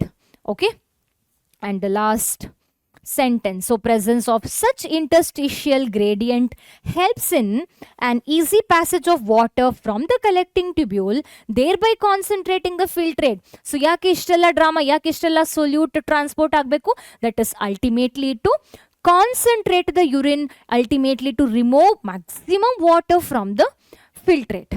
Okay, so notes is to pointers ana bardre, you will be getting full 5 marks, and we have understood about counter current mechanism. Iga let's understand about regulation of kidney function. So kidney function can be regulated by different ways. Hypothalamus, ಕೆಲವು special structure ಗಳು. So many ways the kidney function can be regulated. So first ಗೆ ನಾವು hypothalamus ಹೇಗೆ kidney function ಅನ್ನು regulate ಮಾಡ್ಬೋದು ಅಂತ ಅರ್ಥ ಮಾಡ್ಕೊಳ್ಳುವ. Okay, so ಯಾವಾಗ ನಮ್ಮ ಬಾಡಿಯಲ್ಲಿ ಬ್ಲಡ್ ವಾಲ್ಯೂಮ್ ಕಮ್ಮಿ ಆಗ್ತದೋ, ಅಥವಾ ಬಾಡಿ ಫ್ಲೂಯಿಡ್ ವಾಲ್ಯೂಮ್ ಕಮ್ಮಿ ಆಗ್ತದೋ, ಅಥವಾ ಅಯಾನಿಕ್ ಕಾನ್ಸಂಟ್ರೇಷನ್ ಕಮ್ಮಿ ಆಗ್ತದೋ, so when there is low blood volume, body fluid volume, or when there is low ionic concentration, now this will be activating the osmoreceptors which is present in the hypothalamus. Osmoreceptors andre eno? They are the receptors which is present in the hypothalamus that will be able to determine the solvent. Okay, so osmoreceptor, osmosis andre eno? Movement of solvent from the region of its higher concentration to the region of its lower concentration alva. Osmosis andre movement of water alva. So osmoreceptor andre they are the receptor which will be able to detect solvent or water anta artha. So ಯಾವಾಗ ನಮ್ಮ body fluid volume, blood volume ಅಥವಾ ionic concentration ಕಮ್ಮಿ ಆಗ್ತದೆ ಬಾಡಿಯಲ್ಲಿ, ಆಗ ನಮ್ಮ hypothalamus ಅಲ್ಲಿ ಇರುವಂತಹ ಆಸ್ಮೋರಿಸೆಪ್ಟರ್ಸ್ಗಳು ಆಕ್ಟಿವೇಟ್ ಆಗ್ತದೆ, and this will start causing the release of ADH, andre antidiuretic hormone, or also called as vasopressin, from neurohypophysis, that is posterior pituitary gland. ಏನಿದು? ಸೊ ನೆನ್ಪಿಟ್ಕೊಳ್ಳಿ, ಹೈಪೋಥಾಲಮಸ್ ಮತ್ತೆ pituitary gland, they are present near to each other. ಇದೇನಿದು hypothalamus ಮತ್ತೆ pituitary gland ಅಂದ್ರೆ they are nothing but gland. Gland ಅಂದ್ರೆ ಏನು? Glands are something which secrete. Hypothalamus is not just gland, they have got many functions to do, but they can also act like a gland. So hypothalamus ಮತ್ತೆ pituitary gland ಹೇಳುವಂಥದ್ದು ಎರಡು ಗ್ಲ್ಯಾಂಡ್ಸ್ಗಳು ನಮ್ಮ ಬ್ರೈನಲ್ಲಿ ಇರುವಂತಹ ಸ್ಟ್ರಕ್ಚರ್ಸ್ಗಳು, ಗ್ಲ್ಯಾಂಡ್ಸ್ಗಳು, which can produce, which can release some hormones. Okay, ಈಗ ಹೈಪೋಥಾಲಮಸ್ ಸಹ ಕೆಲವು ಹಾರ್ಮೋನ್ಸ್ ಅನ್ನ ಸಿಂಥಸೈಸ್ ಮಾಡ್ಬೋದು, ರಿಲೀಸ್ ಮಾಡ್ಬೋದು. ಹಾಗೆ ನಮ್ಮ ಪಿಟ್ಯುಟರಿ ಗ್ಲ್ಯಾಂಡ್ ಹೇಳುವಂತಹ ಗ್ಲ್ಯಾಂಡ್ ಸಹ ಬೇರೆ ಬೇರೆ ಹಾರ್ಮೋನ್ಸ್ಗಳನ್ನು ರಿಲೀಸ್ ಮಾಡ್ಬೋದು, ಸಿಂಥಸೈಸ್ ಮಾಡ್ಬೋದು. ಈ ಪಿಟ್ಯುಟರಿ ಗ್ಲ್ಯಾಂಡ್ಗಳಲ್ಲಿ ಪುನಃ ಟೈಪ್ಸ್ ಇದೆ. So one of the type of the pituitary gland is called as neurohypophysis, also called as posterior pituitary gland. posterior ಅಂದ್ರೆ ಬ್ಯಾಕ್. ಓಕೆ, ಇದು ಬ್ಯಾಕ್ ಸೈಡ್ ಅಲ್ಲಿರುವಂತಹ ಪಿಟ್ಯೂಟರಿ ಗ್ಲ್ಯಾಂಡ್. ಅದು ಸರಿ, ಯಾಕೆ ಈ ಹೆಸರು neurohypophysis? Why the name of this pituitary gland name is neurohypophysis? ಯಾಕಂದ್ರೆ they are under the direct nerve or neural regulation of hypothalamus. So hypothalamus can directly control the this particular gland called as neurohypophysis, and they are also called as posterior pituitary gland. ಈಗ ಏನು ಮಾಡ್ತದೆ ಅಂದರೆ osmoreceptors of the hypothalamus, they will be able to activate the neurohypophysis or posterior pituitary gland to release the hormone called as ADH, also called as vasopressin. ಈ vasopressin ಮತ್ತು ADH ಹೇಳುವಂತಹ ಹಾರ್ಮೋನ್ಸ್ಗಳು actually synthesise ಆಗೋದು hypothalamus ಅಲ್ಲೇ. For time being it is been stored in the posterior pituitary gland. Let me tell you a story. Imagine ಮಾಡ್ಕೊಳ್ಳಿ, there are two friends, best friends, and imagine our hypothalamus and this posterior pituitary gland, that is neurohypophysis, are very best friends. Okay, so imagine ಮಾಡ್ಕೊಳ್ಳಿ, ನಮ್ಮ ಈ hypothalamus ಹೇಳುವಂತಹ friend ಏನಿದೆ, they have given some precious gift, let's say chocolate, foreign chocolate. Okay, ನಂಗೆ foreign chocolates ಎಲ್ಲ ಇಷ್ಟ, chocolates ಅಷ್ಟೇ in general. So imagine ಮಾಡಿ, hypothalamus have given a chocolate to neurohypophysis. Okay, ಕೊಟ್ಟಿರೋದು ಯಾರು? ಹೈಪೋಥಲಾಮಸ್. ಯಾರಿಗೆ ಕೊಟ್ಟಿರೋದು? ನ್ಯೂರೋಹೈಪೋಫೈಸಿಸ್ಗೆ. ಓಕೆ, ಸೊ ಇಮ್ಯಾಜಿನ್ ಮಾಡಿ, ಇವರಿಬ್ರು ಫ್ರೆಂಡ್ಸ್, ಹೈಪೋಥಲಾಮಸ್ ಮತ್ತು posterior pituitary gland or neurohypophysis. when neurohypophysis and hypothalamus was going together somewhere, imagine ಮಾಡಿ, somebody came, may be ಚಿಕ್ಕ ಮಗು ಯಾರೋ, ಚಿಕ್ಕ ಹುಡುಗಿ ಯಾರೋ ಬಂದ್ಲು ಅಂತ ಅನ್ಕೊಳ್ಳಿ. ಓಕೆ, ಹೈಪೋಥಲಾಮಸ್ ನ್ಯೂರೋಹೈಪೋಫೈಸಿಸ್ ನಂಗೆ ಚಾಕ್ಲೇಟ್ ಕೊಡು ಅಂತ ಕೇಳಿದ್ಲು ಅಂತ ಅನ್ಕೊಳ್ಳಿ. ಸೊ ನಾವು hypothalamus is asking neurohypophysis give chocolate. Neurohypophysis will be immediately giving that chocolate, ಯಾಕಂದರೆ ಕೊಟ್ಟಿರೋದೇ ಹೈಪೋಥಲಾಮಸ್ಸು, ಚಾಕ್ಲೇಟ್ ಕೊಟ್ಟಿರೋದು ಯಾರು? Hypothalamus. Okay, so definitely neurohypophysis would be giving that away ಅಲ್ವಾ? ಹಾಗೆ ಇಲ್ಲೂ ಸಹ ಈ ಹಾರ್ಮೋನ್ ಏನಿದೆ ADH, also called as vasopressin, they are actually being synthesized and they're produced by hypothalamus, but it is just released out by neurohypophysis. Neurohypophysis ಇನ್ನೊಂದು ಹೆಸರು posterior pituitary gland ಅಂತ ಗೊತ್ತಿರಬೇಕು. Okay, so now osmoreceptors of hypothalamus are activating the neurohypophysis to release ADH. Antidiuretic hormone ಹೆಸರಲ್ಲೇ ಇದೆ, antidiuretic hormone. They are anti for diuresis. Anti ಅಂದರೆ ಏನು? Against. Diuresis ಅಂದರೆ ಏನು? Excess excretion of urine or excess excretion of diluted urine ಅಂತ ಅರ್ಥ. ಡೈಯೂರೆಸಿಸ್ ಅಂದರೆ excess urination ಅಂತ ಅರ್ಥ. ಡೈಯೂರೆಸಿಸ್, ಸೊ ಯೂರಿನ್ ಜಾಸ್ತಿ ಹೋಗ್ತಾ ಇದೆ. ಸೊ ಯಾವಾಗ ನಮಗೆ ಯೂರಿನ್ ಜಾಸ್ತಿ ಎಕ್ಸ್ಕ್ರಿಟ್ ಆಗುವಂಥದ್ದು? ಜಾಸ್ತಿ ನೀರು ಕುಡಿದ್ರೆ. ಓಕೆ, ಸೊ ಬೇಸಿಕಲಿ ಯೂರಿನ್ನಲ್ಲಿ ಜಾಸ್ತಿ ನೀರು ಪಾಸ್ ಆಗುವಂಥದ್ದು. ಸೊ ಎಕ್ಸೆಸ್ ಯೂರಿನೇಷನ್ ಆಗ್ತಾ ಇದೆ ಅಂದರೆ ಜಾಸ್ತಿ ಯೂರಿನ್ ಹೊರಗಡೆ ಹೋಗ್ತಾ ಇದೆ ಅಂತ ಅರ್ಥ. ಕರೆಕ್ಟಾ? So what exactly osmoreceptors do is they activate neurohypophysis to release anti-diuretic hormone. This anti-diuretic hormone is against diuresis. They will be reducing the excess loss of the urine. This is how they will be conserving lot of water. They will be conserving urine in them. Okay, so idrinda enaitu, what happens cause of this? Now this will be leading to addition, or I can say preserving the body fluid, and this is how ನಮ್ಮ body fluid volume, blood volume ಏನು ಕಮ್ಮಿ ಆಗಿತ್ತು ಅದು ನಿಧಾನವಾಗಿ ಜಾಸ್ತಿ ಆಗ್ತಾ ಹೋಗ್ತದೆ, because of the antidiuretic hormone which prevented diuresis, which prevented excess loss of urination. Okay, so how exactly osmoreceptors work? They will be activating osmoreceptors of hypothalamus will be activating this particular gland to release ADH, and ADH antidiuretic hormone enide, they will be increasing the reabsorption of water, which means they will be taking the water from the filtrate, from the DCT, distal convoluted tubule ಇಂದ ನೀರು water ಅನ್ನ ಏನು ರಿಅಬ್ಸಾರ್ಬ್ ಮಾಡೋ ಹಾಗೆ ಈ hormone ADH hormone ಮಾಡ್ತದೆ. ಅದಲ್ಲದೆ ADH is a ವ್ಯಾಸೋ ಕನ್ಸ್ಟ್ರಿಕ್ಟರ್. ಅಂದ್ರೆ ಏನು, they constrict the blood vessel. So blood vessel constrict ಆದರೆ ಏನಾಗ್ತದೆ, ಆ ಬ್ಲಡ್ ವೆಸಲ್ ಇನ ಒಳಗಡೆ ಇರುವಂತಹ ಸ್ಪೇಸ್ ಕಮ್ಮಿ ಆಗ್ತದೆ. ಸೊ ಇದರಿಂದ ಬ್ಲಡ್ ಪ್ರೆಷರ್ ಜಾಸ್ತಿ ಆಗ್ತದೆ. We already know that reduced volume will be causing increased pressure, increased volume cause less pressure. So ಹಾಗೆ because of the constriction of the blood vessel, so ಈ ಥರ ಇರುವಂತಹ ಬ್ಲಡ್ ವೆಸಲ್ ಈ ಥರ constrict ಆದರೆ ಇಲ್ಲಿ ವಾಲ್ಯೂಮ್ ಕಮ್ಮಿ ಆಗುವ ಕಾರಣ ಇಲ್ಲಿ ಬ್ಲಡ್ ಪ್ರೆಷರ್ ಜಾಸ್ತಿ ಆಗ್ತದೆ. So this is how along with the blood volume increase, blood body fluid volume increase, even blood pressure also will be increasing because of ADH hormone, which acts like a vasoconstrictor, which constrict the blood vessel. Okay, so blood fluid volume, body fluid volume ಯಾಕೆ ಜಾಸ್ತಿ ಆಗ್ತದೆ, because this ADH hormone has acted upon DCT and it caused reabsorption of water from the DCT. Okay, so ಇದರಿಂದ blood pressure ಸಹ ಜಾಸ್ತಿ ಆಗುವ ಕಾರಣ ಇವನ್ ಗ್ಲೋಮರ್ಯುಲರ್ filtration rate GFR ಸಹ ಜಾಸ್ತಿ ಆಗ್ತದೆ. ಅಫ್ಕೋರ್ಸ್ ತುಂಬ ಜಾಸ್ತಿ ಆಗಬಾರ್ದು. ಎಲ್ಲರೂ ತುಂಬ ಬ್ಲಡ್ ವಾಲ್ಯೂಮ್ ಜಾಸ್ತಿ ಆದರೆ, ಬ್ಲಡ್ ಪ್ರೆಷರ್ ತುಂಬ ಜಾಸ್ತಿ ಆದರೆ automatically our osmoreceptors are going to switch off. So ಈ ಆಸ್ಮೋರಿಸೆಪ್ಟರ್ಸ್ಗಳು ಸ್ವಿಚ್ ಆಫ್ ಆಗ್ತದೆ ಎಲ್ಲರೂ ತುಂಬ ಜಾಸ್ತಿ blood pressure, blood fluid volume ಜಾಸ್ತಿ ಆದರೆ. And osmoreceptors of the hypothalamus, if they get switched off, they will be preventing the stimulation of posterior pituitary gland. So idrinda ADH hormone secretion kammi ಆಗ್ತದೆ. ADH volume secretion kammi ಆದ್ರೆ ಏನು reabsorption of the water from DCT kammi ಆಗ್ತದೆ, and thereby the blood fluid volume, body fluid volume, blood volume, everything will be coming to the normal. Okay, so this is how hypothalamus, specifically osmoreceptors of hypothalamus will be able to regulate the kidney function, okay, with the help of antidiuretic hormone also called as vasopressin.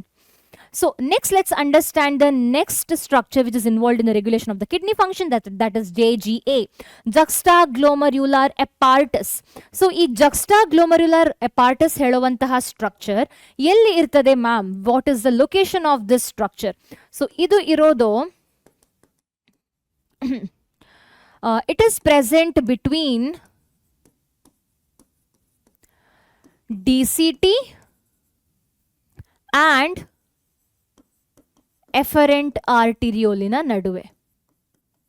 Okay, so A for apple, efferent arteriole, matte DCT, that is distal convoluted tubule. So JGA is actually a cellular modification which is present between the contact of DCT and the efferent arteriole. ನೋಡಿ ನೋಡ್ದ ಹಾಗಿರೋ ಸುಮ್ಮನೆ ನಾವೇನು ನೆಫ್ರಾನ್ನ ನೋಡ್ತೇವೆ, it's not the same structure that nephron actually have. It's a very complex and you know ತುಂಬ twist turn ಇರುವಂತಹ structure. So ನಿಮಗೆ ಅನಿಸ್ಬೋದು ಎಫರೆಂಟ್ ಆರ್ಟರಿಯೂಲ್ ಎಲ್ಲೋ ಇರ್ತದೆ, ಇದು DCT ಎಲ್ಲೋ ಇದೆ, how they will coming in contact? So they are present in such way, such complex structure they are. There would be some contact between this efferent arteriole and the DCT, and this particular contact region have got some cellular modification which is called as juxtaglomerular apparatus. Okay, juxtaglomerular apparatus. So what happens is, when there is fall or when there is low GFR, when there is low glomerular filtration rate, when there is low glomerular blood flow, this JGA, this gets activated to produce hormone called as renin. Okay,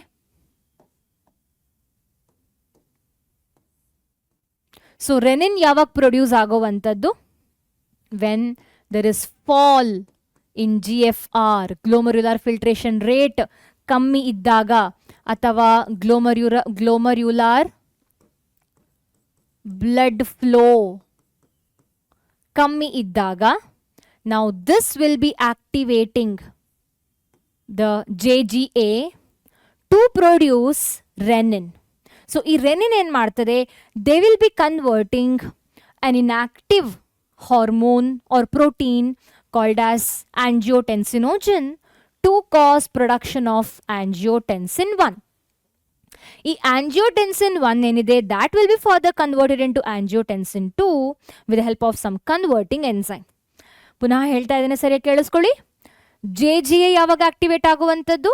when there is fall in glomerular blood flow, or when there is fall or reduction, extremely low GFR ಎಲ್ಲ ಇದ್ದಾಗ JGA get activated to produce renin, and this renin will be converting the inactive hormone angiotensinogen to angiotensin, and this angiotensin will be further converted into this angiotensin 1 will be further converted into angiotensin 2.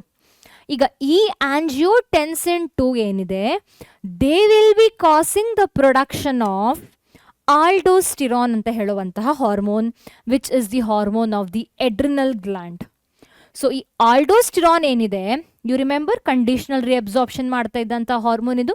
ಈ ಆಲ್ಡೋಸ್ಟಿರಾನ್ ಏನಿದೆ, they will be causing increased sodium reabsorption or retention along with the water reabsorption. Sodium alone cannot get reabsorbed, ಅದಕ್ಕೆ water ಸಹ ಬೇಕು.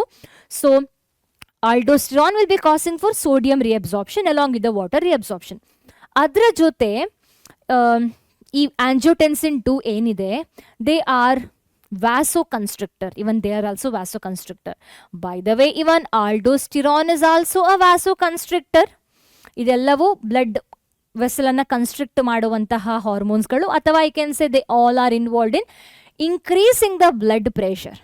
Okay, so this is what angiotensin 2 do, and aldosterone being a vasoconstrictor, they can also increase the blood pressure.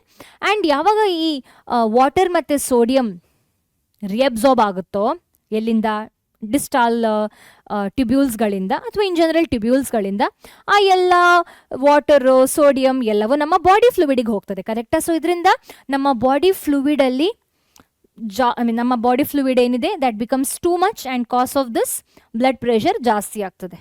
Okay, cause of too much of blood volume, blood pressure ಜಾಸ್ತಿ ಆಗ್ತದೆ, and thereby glomerular filtration rate ಮತ್ತು glomerular blood flow ಎಲ್ಲವೂ ಜಾಸ್ತಿ ಆಗ್ತದೆ.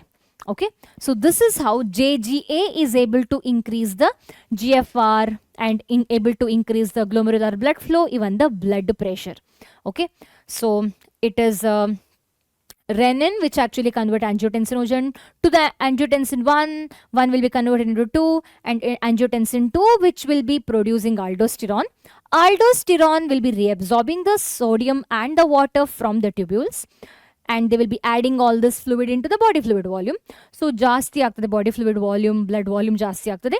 This will be causing increasing the blood pressure, increasing the GFR, increasing the glomerular blood flow. ಅದಲ್ಲದೆ angiotensin 2 ಏನಿದೆ, it is even a vasoconstrictor. Even our aldosterone is a vasoconstrictor.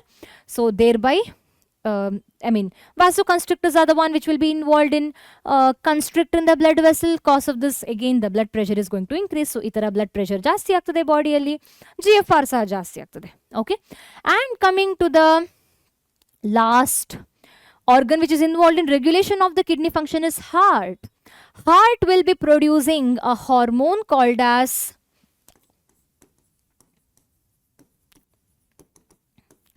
ANF, atrial natriuretic factor ಅಥವಾ atrial natriuretic peptide ಅಂತ ಹೇಳ್ಬೋದು.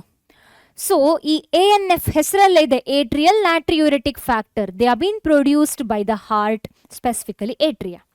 So ಇದೇನು ಮಾಡ್ತದೆ ಅಂತ ಕೇಳಿದ್ರೆ, first of all they are being produced when the blood pressure is more, when the blood flow is more. So blood flow, blood pressure ನಮ್ಮ ಬಾಡಿಯಲ್ಲಿ ಜಾಸ್ತಿ ಆದಾಗ ಫಸ್ಟಿಗೆ ಗೊತ್ತಾಗೋದು ಹಾರ್ಟಿಗೆ, ಯಾಕಂದರೆ it is the heart which actually get all the blood. So when in the atria the blood rushes into the atria of the heart, now the atria of the heart will start producing this hormone ANF. So due to increased blood flow to the atria of the heart, ANF will start getting produced. So ಈ ANF ಏನಿದೆ, they are vasodilator. Okay, so ಈ ಥರ constrict ಆಗಿರುವಂತಹ blood vessel ಏನಿದೆ, if this is a blood vessel, okay, and this is constricted blood vessel, So what does ANF does is they will be dilating the blood vessel. So ಈ ಥರ blood ವೆಸಲನ್ನು ಡಯಾಲೇಟ್ ಅಂದರೆ expand ಮಾಡ್ತದೆ. So that ನೋಡಿ just ಇಲ್ಲಿ ನಾನು 1 2 3 4 5 6 7 8 9 10 11 12 13 14 15 16 ಪಾರ್ಟಿಕಲ್ಸನ್ನು draw ಮಾಡಿದ್ದೇನೆ.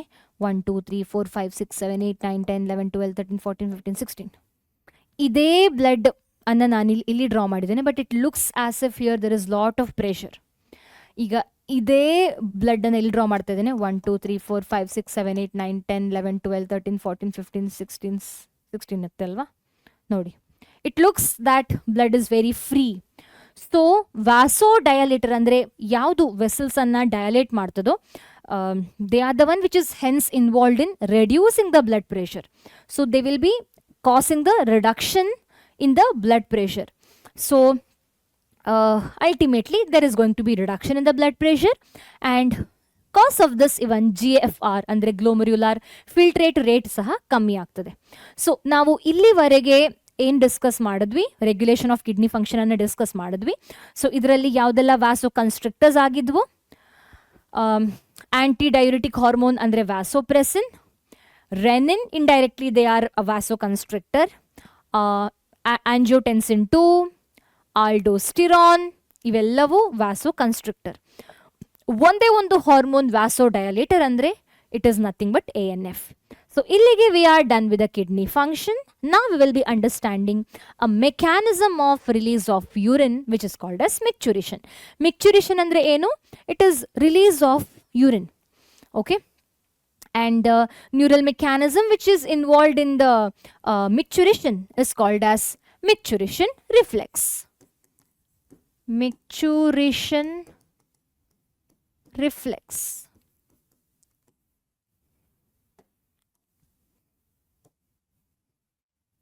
Micturition andre excretion of or release of urine. Mechanism of release of urine. Micturition reflex andre neural mechanism.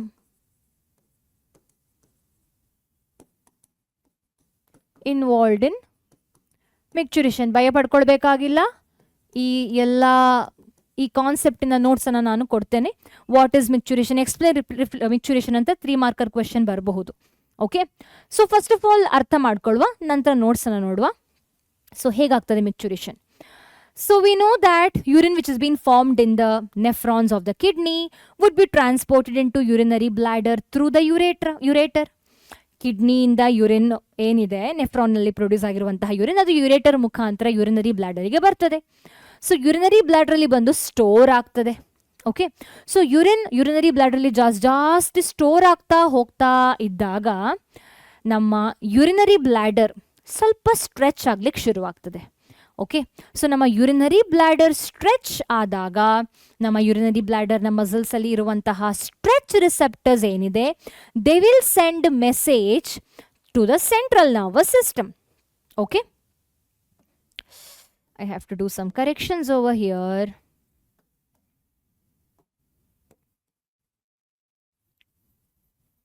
Stretch receptors ಅಂತ ಬರಿಬೇಕು.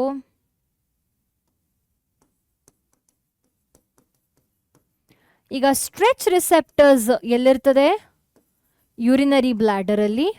So stretch receptors of urinary bladder, now they will send message to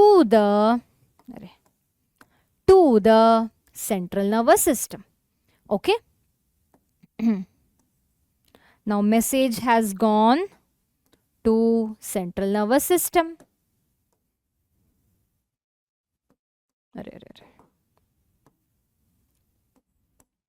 so ಈ message ಅಥವಾ ಈ signal ಅನ್ನು ನಾವು voluntary signal ಅಂತ ಕರಿತೇವೆ. ಯಾಕಂದ್ರೆ we would get to know that our urinary bladder is full. So it's in our control, we are able to feel it. That's why the signal is called as voluntary signal.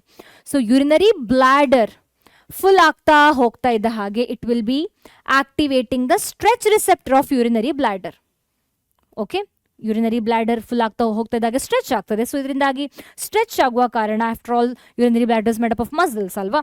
So muscles ಅಲ್ಲಿರುವಂತಹ ಕೆಲವು ರಿಸೆಪ್ಟರ್ಸ್ಗಳಿಗೆ, ಅಂದರೆ stretch ರಿಸೆಪ್ಟರ್ಸ್ಗಳಿಗೆ, as in when the urinary bladder stretches because of filling, now the stretch receptors would be getting to know, hence they will be sending the stretch receptors of the urinary bladder, they will be sending the signal to the central nervous system. ಈ signal ಅನ್ನ ನಾವು voluntary signal ಅಂತ ಕರಿತೇವೆ, because we are able to feel that our urinary bladder is full.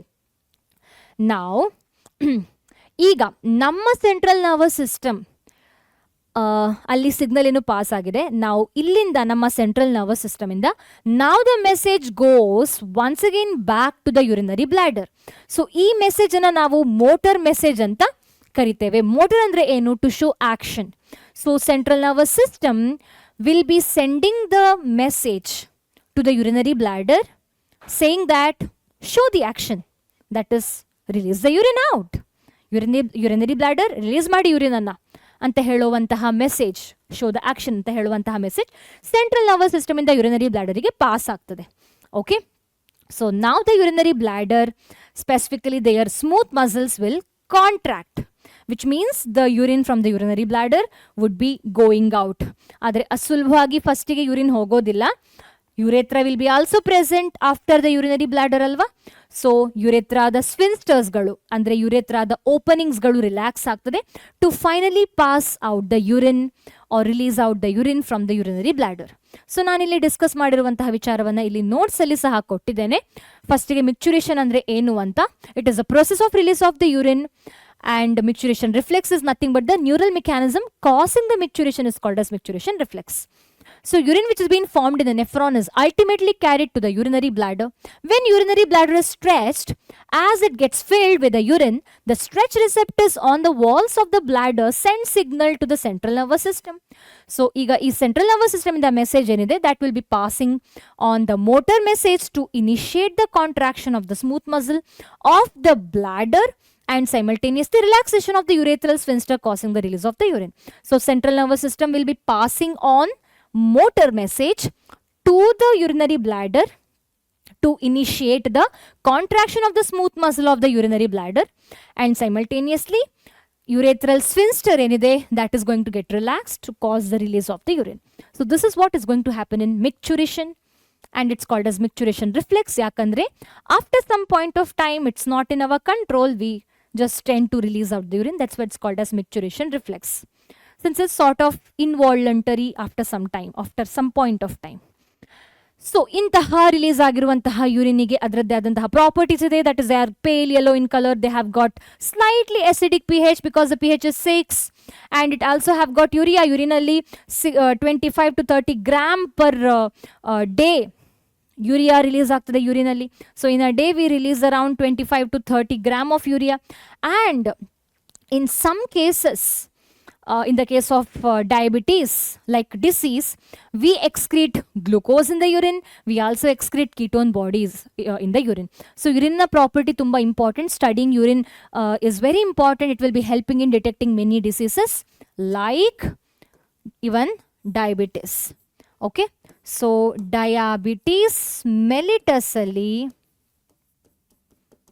ಅಂದರೆ ಸಕ್ಕರೆ ಕಾಯಿಲೆಯಲ್ಲಿ we get to see excretion of glucose and ketone body in the urine. Okay, so now let's understand about other organs which act like excretory organ. So bari kidney matra alla, we have other organs which also excrete something or other thing. Like for example lungs will be helping in removing carbon dioxide and water. Approximately 200 ml of carbon dioxide will be released per minute, and even lot of water in the form of water vapor will be released every day. Hage liver will be secreting bile, but bile is important. It is important for emulsification fat alva. It will be synthesizing bile, so bile is important in emulsification of fat. But why are we studying under excretion? Yakandre namma urine, namma fecal matter, they all show specific color, and that color is because of the bile pigment. So bile containing substances bile contains lot of substances. Bile which is being produced by the liver consists of bilirubin, biliverdin, cholesterol, degraded steroidal hormone, vitamins, drugs, and so on. And all of them would be passed out along with the digestive waste, sometimes even along with the excretory waste. Like urine color is pale yellow because of the because of one of the pigment of the bilirubin, urobilin anta pigment ಹೆಸರು, which actually imparts yellow color to the urine. So so ಈ ಲಿವರಿನ ಬಿಲಿರುಬಿನ್ ಬಿಲಿವರ್ಡಿನ್ ಎಲ್ಲ ಏನಿದೆ, and also liver will be excreting or releasing out degraded hormones ಇರಬಹುದು, cholesterol ಇರಬಹುದು, and lot of vitamins and drugs. And even liver is a detoxification organ. So toxic material ಏನು digested molecule in the toxic material ತಗೊಂಡಿರ್ತದೆ liver, that will be finally excreted out along with the digestive waste alva. So hence liver is an organ which is also involved in sort of excretion. Hepatic portal circulation alli we studied that liver comes in between the heart and digestive tract, that is intestine. Intestine ಅಲ್ಲಿ ಇರುವಂತಹ toxic material ನ liver ತಗೊಳ್ತದೆ. So ಅದನ್ನ ಕೊನೆಗೆ ಹೊರಗಡೆ ಹಾಕಬೇಕು. that will happen through digestive waste. So hence liver is also involved in excretion. Coming to the sweat gland, which is the next structure. Sweat gland produces sweat. Of course sweat is helping in giving a cooling effect to the body, but ನಮ್ಮ sweat ಅಲ್ಲಿ ನೀರು ಅಂದ್ರೆ water and even NaCl ಹಾಗೆ small amount of urea lactic acid will be also excreted or released out. Okay, when we are sweating, our sweat is having sometimes our sweat smells as well alva. So of course because of the bacterial action, but aldidru saha kelomme when we excrete uric acid, urea in large amount in the sweat, our sweat smells even bad. And the last structure is sebaceous gland andre oil gland. So ಈ oil gland ಏನಿದೆ, sebaceous gland, they excrete non water molecules ಅಂದರೆ sterols, wax, oil soluble ಹೈಡ್ರೋಕಾರ್ಬನ್ಸ್ಗಳು. So ಇವುಗಳೆಲ್ಲ sweat ಅಥವಾ sebum ಮುಖಾಂತರ excrete ಆಗುವಂಥದ್ದು. Of course it give a protective oily covering layer to the skin, but since it can release out, since it can excrete some type of hydrocarbons, waxes, and it can even throw out some infectious molecule like pimples alla. Actually it's a excretion that we are doing through the pimples alva. So these are some of the other organ which have got role in excretion. Okay, now let's study the last part of this chapter, that is disorders. ಕೆಲವು disorders ಗಳನ್ನ NCERT ಅಲ್ಲಿ ಕೊಟ್ಟಿದ್ದಾರೆ. So the very first disorder that we are going to study is uremia. ಯುರೇಮಿಯಾ ಅಂತ ಹೇಳುವಂತಹ disorder ಏನಿದೆ, as a name say here, excess of urea will be accumulated in the blood. Okay, so which can actually lead to kidney failure. So either like we can actually remove this urea through some of the treatment like hemodialysis. Dialysis andre ಒಂದು ತರದ filtration, hemodialysis andre ಒಂದು ತರದ blood filtration which is been done artificially. So ಯುರೇಮಿಯಾ ಅಂದ್ರೆ ಏನು ಅಂತ ಗೊತ್ತಾಯಿತು, ಏನು actually ಆಗುತ್ತೆ ಅಂತ. ನಾವು will understand about treatment as it is been given NCERT in little bit detail. So ಹೇಗೆ ನಾವು ಹಿಮೋಡಯಾಲಿಸಿಸ್ ಅನ್ನು ಪರ್ಫಾರ್ಮ್ ಮಾಡ್ಬೋದು. ಸೊ ಇಲ್ಲಿ what exactly we are going to do is we will be trying to remove urea from the blood.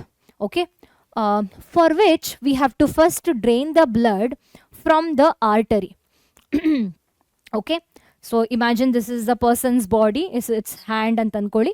So ಈ ಇಂಡಿವಿಜುವಲಿನ ಆರ್ಟರಿಯಿಂದ ನಾವು blood ಅನ್ನ first collect ಮಾಡ್ತೇವೆ. ಆ ಬ್ಲಡ್ಗೆ ನಾವು ಹೆಪಾರಿನ್ ಅಂದ್ರೆ ಆಂಟಿ ಕೋಆಗ್ಯುಲೆಂಟ್, ಬ್ಲಡ್ ಕೋಆಗ್ಯುಲೇಟ್ ಆಗಬಾರ್ದು ಅಲ್ವಾ, ಸೊ ಆಂಟಿ ಹೆಪಾರಿನ್ ಅನ್ನ ಆ್ಯಡ್ ಮಾಡ್ತೇವೆ. ಓಕೆ, ನಂತರ ಈ ಬ್ಲಡ್ ಅನ್ನ ನಾವು ಡಯಾಲೈಸಿಂಗ್ ಯೂನಿಟ್ ಅಂದ್ರೆ ಆರ್ಟಿಫಿಷಿಯಲ್ ಕಿಡ್ನಿ ಹಿಮೋಡಯಾಲೈಸರಿಗೆ ನಾವು ಹಾಕ್ತೇವೆ. So artificial kidney, haemodialyser or the dialysing unit consist of, as you can see, it is consisting of tube-like structure into which the blood is being transported and it is being surrounded by the dialyzing fluid. ಈ dialyzing fluid ಏನಿದೆ, they show the very same composition to that of the plasma except for urea. ಅಂದರೆ ಈ ಡಯಲೈಸಿಂಗ್ fluid ಅಲ್ಲಿ urea ಇರುವುದಿಲ್ಲ, ಆದರೆ ನಮ್ಮ blood ಅಲ್ಲಿ first of all uraemia ಪೇಷಂಟಿನ ಬ್ಲಡ್ ಅನ್ನು ಹಾಕುವಂಥದ್ದು. So definitely the blood would be very rich with urea. So urea rich blood ಅನ್ನು ನಾವು ಈ ಆರ್ಟಿಫಿಷಿಯಲ್ ಕಿಡ್ನಿಗೆ ಹಾಕುವಂಥದ್ದು.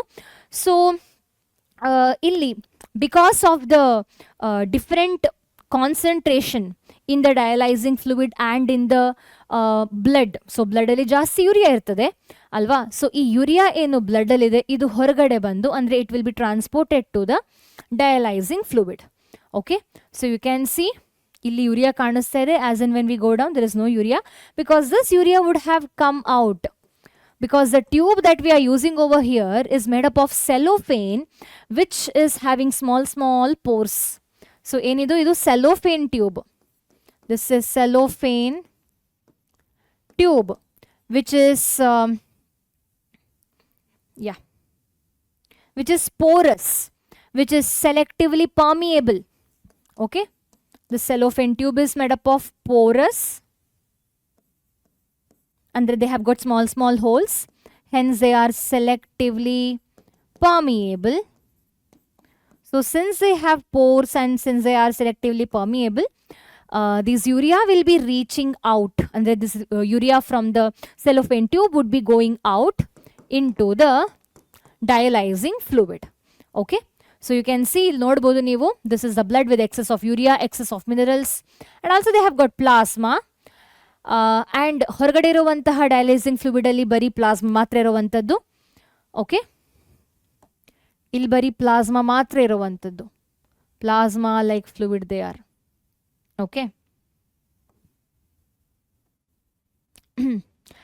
ಆ್ಯಂಡ್ ಈ ಸೆಲೋಫೇನ್ ಟ್ಯೂಬಿಂದಾಗಿ ಈ ಯೂರಿಯಾಗಳು ಹೊರಗಡೆ ಬರಲಿಕ್ಕೆ ಶುರು ಆಗ್ತದೆ. And excess of minerals can also come out through the cellophane tubes pores. Okay, so itara as and when the blood, or I can say as and when the plasma reaches down, it wouldn't be having much urea and all the urea would have gone into the dialyzing fluid. So used dialyzing fluid has been removed and fresh dialyzing fluid has been given into this artificial kidney. Okay, so konege clear blood ಏನು cellophane tube ಮುಖಾಂತರ ಬರ್ತದೆ, ಅದರನ್ನ we would be mixing it with the antiheparin, that is to remove this anticoagulant. Antiheparin has been used and it has been finally given back to the vein. Okay, so ಇಲ್ಲಿ ನಾನು hand drawn ಮಾಡಿದ್ದೇನೆ. ಇಲ್ಲಿ same thing I have explained with the typed form. Blood drained from the artery mixed with the heparin, pumped through the dialyzing pumped through artificial kidney ಆಗಬೇಕು, pumped through artificial kidney. So artificial kidney ಅಲ್ಲಿ ಏನಿರ್ತದೆ, it has got porous cellophane tube and they have got surrounded by dialyzing fluid. Okay, so ಈ artificial kidney ಒಳಗಡೆ ಹೋಗಿರುವಂತಹ ನಮ್ಮ plasma like ಏನು fluid ನಮ್ದು ಏನಿದೆ, so that will be finally coming out. So here you can see in the artificial kidney, the filtration is based upon the concentration gradient. Nitrogenous waste would be freely moving out. So the clear blood will be collected and it is mixed with the antiheparin. So antiheparin is something which will be removing the anticoagulant. Okay, and this is pumped finally back to the vein. So ಇಲ್ಲಿ artificial kidney ಅನ್ನ draw ಮಾಡಲಿಲ್ಲ, just explanation ಇದೆ. But ಇಲ್ಲಿ better understanding I have also drawn. Okay, minerals excess urea is being removed from our blood and it has been transferred into the dialyzing fluid through the cellophane tube in the artificial kidney. Okay, so clear blood collected from artificial kidney will be given back to the vein. Before that, however, antiheparin should be added. So ಇಲ್ಲಿ concentration gradient ಇಂದಾಗಿ filtration ಆಗುವಂಥದ್ದು. ಸೆಲೋಫೇನ್ ಟ್ಯೂಬಿನ property ಅಂದರೆ ಪೋರಸ್ ಆಗಿರುವ ಕಾರಣ selectively permeable ಆಗಿರುವ ಕಾರಣ cellophane tube it will be letting out the urea and excess minerals in to the dialysing fluid, hence the blood is being cleared with the urea and excess minerals. And we have other diseases. Second disorder ಹೇಳಬೇಕು. Second disorder is acute renal failure. So acute renal failure ಹೆಸರಲ್ಲೇ ಇದೆ, acute ಅಂದರೆ short, duration. Renal failure andre kidney failure. So it's nothing but kidney failure. So ultimate treatment for kidney failure is transplantation of kidney ಅನ್ನ transplant ಮಾಡುವಂಥದ್ದು. Of course we have to find the right donor. We have to match the donor and recipient's blood, tissue. So a functioning kidney is being used in transplantation from the donor, preferably a close relative, to minimize the graft rejection. Okay, so immune system ಏನಿದೆ, it can reject the kidney, the graft called as kidney alva. So that is why blood group matching, tissue ಅನ್ನ ಸಹ match ಮಾಡಬೇಕು before the recipient accept the kidney from the donor. Next disorder is kidney stone ಅಂದ್ರೆ renal calculi. So ಇಲ್ಲಿ stone are insoluble mass of the crystallised salt ಅಂದ್ರೆ calcium oxalate ನಂತಹ ಏನು crystallized salt, insoluble mass of salt will be accumulated or which will be formed in the kidney. Okay, and this is called as renal calculi. And the third one is glomerulonephritis. So glomerulonephritis alli, here you get to see, as the name say, glomerulonephritis. Here glomerulus will be showing the inflammation. That's why the name glomerulonephritis. Anything ending with the itis is inflammation. So glomerulus is getting swelled. That's why the name of the disease is glomerulonephritis. So these are 4 different disorders of kidney. There are other disease, but we will be studying it in the next chapter. Uric acid accumulation in the joints, that is called as gout. Adha ನಾವು next chapter ಅಲ್ಲಿ ಕಲಿಯುವ. So illige we are done with the chapter, and we will be quickly discussing some questions which is quite most expected. Choose the mismatched part of nephron with its function. Mismatch ಅನ್ನ ಇಲ್ಲಿ find ಮಾಡಿ ಅಂತ. Bowman's capsule, glomerular filtration, ಹೌದು correct. PCT, reabsorption of sodium, potassium, may be correct. DCT don't show reabsorption of glucose. It is PCT which actually show the reabsorption of glucose. So hence C is incorrect. Next. The peptide hormone produced by the juxtaglomerular cells is JG cells. ಇದು ಕೊಡಬಾರ್ದಿತ್ತು ನಾನು, ಯಾಕಂದ್ರೆ this is of the different chapter. I mean, you know about renin, but you don't know about erythropoietin. Okay. Next. Dialyzing fluid contains all the constituents as in plasma except for urea. Okay. Dialyzing fluid alli urea ಇರೋದಿಲ್ಲ. Next, draw neat label diagram of nephron. ನಿಮಗೆ ಗೊತ್ತು ಹೇಗೆ draw ಮಾಡೋದು ಅಂತ, ತುಂಬಾ simple ಅಲ್ವಾ. ನಾನು draw ಮಾಡಿ ತೋರಿಸ್ಲಿಕ್ಕೆ ಆಗೋದಿಲ್ಲ because we don't have sufficient time. Simple ಆಗಿ ಈ ಥರ ಡ್ರಾ ಮಾಡಬಹುದು.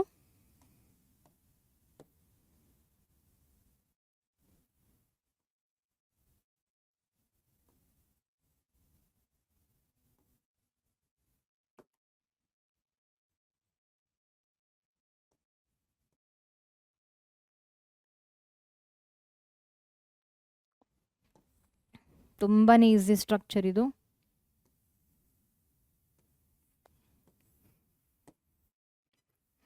ಓಕೆ, ಸೊ ಲೇಬಲಿಂಗ್ ಎಲ್ಲ ಮಾಡಬೇಕು.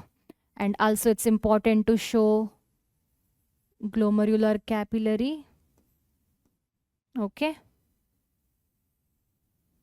ಇದು ಬೇಕಾದ್ರೆ ಮಾಡ್ಬೋದು, ವಾಸರೆಕ್ಟ ಎಲ್ಲ. So you can do this structure, it's quite easy. And ಇಲ್ಲಿ ಈ ಥರ ಈ ಇಫರೆಂಟ್ ಆರ್ಟರಿಯೋಲನ್ನು ಎಕ್ಸ್ಟೆಂಡ್ ಮಾಡಬೇಕು.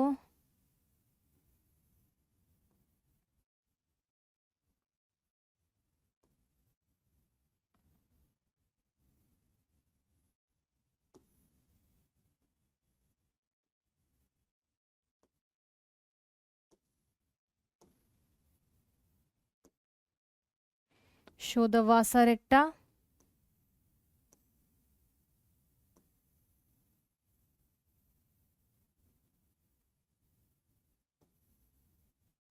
ನಿಮಿಷ.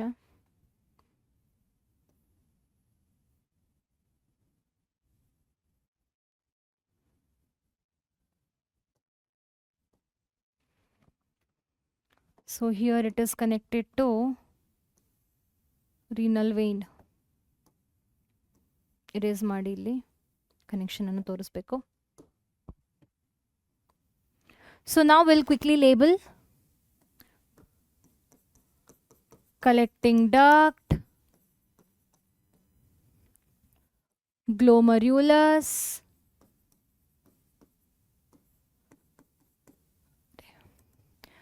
efferent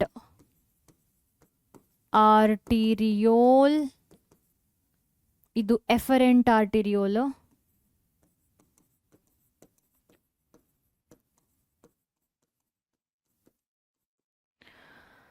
loop of Henle,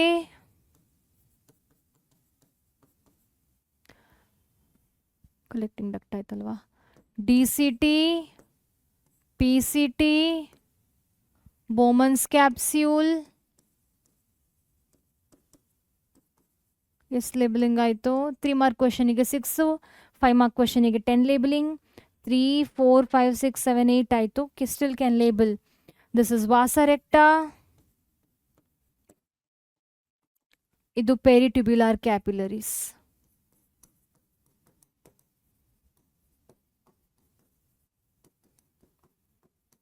so ಕ್ವಿಕ್ಕಾಗಿ draw ಮಾಡಿದೆ.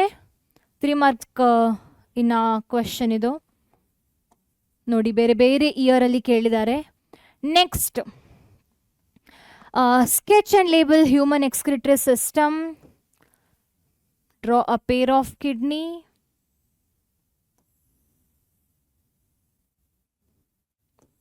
ureter,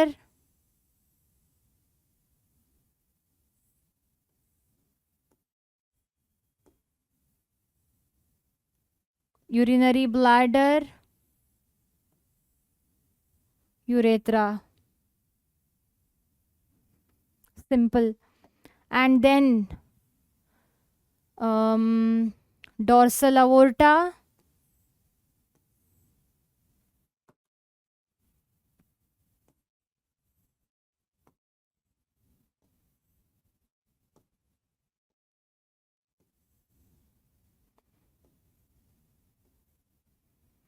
ಏನಿದು renal artery, dorsal vein, sorry, inferior vena cava,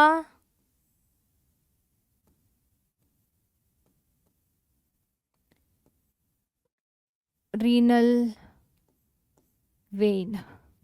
Okay, so label ಮಾಡುವ ಬೇಗ kidney, ureter, urinary bladder, urethra, ಬಾಕಿದೆ dorsal aorta, inferior vena cava, renal vein, renal artery. ಎಷ್ಟು labelling ಆಯಿತು? 3, 4, 5, 6, 7, 8. ಇದು ಸಹ 3 ಮಾರ್ಕರಿನ question. Okay, so ಈ ಥರ ನೀವು ಡ್ರಾ ಮಾಡಿ ಎಲ್ಲ ಲೇಬಲ್ ಮಾಡಿದ್ರೆ you will be getting full marks. And that's all for today. I hope ನಿಮಗೆ ಈ ಚಾಪ್ಟರ್ ಸರಿಯಾಗಿ ಅರ್ಥ ಆಯಿತು, ಕ್ಲಿಯರ್ ಆಗಿದೆ ಥಿಂಗ್ಸ್ ಅಂತ ಅಂದ್ಕೊಂಡಿದ್ದೇನೆ. Let's meet in the next class, next video. Until then, bye.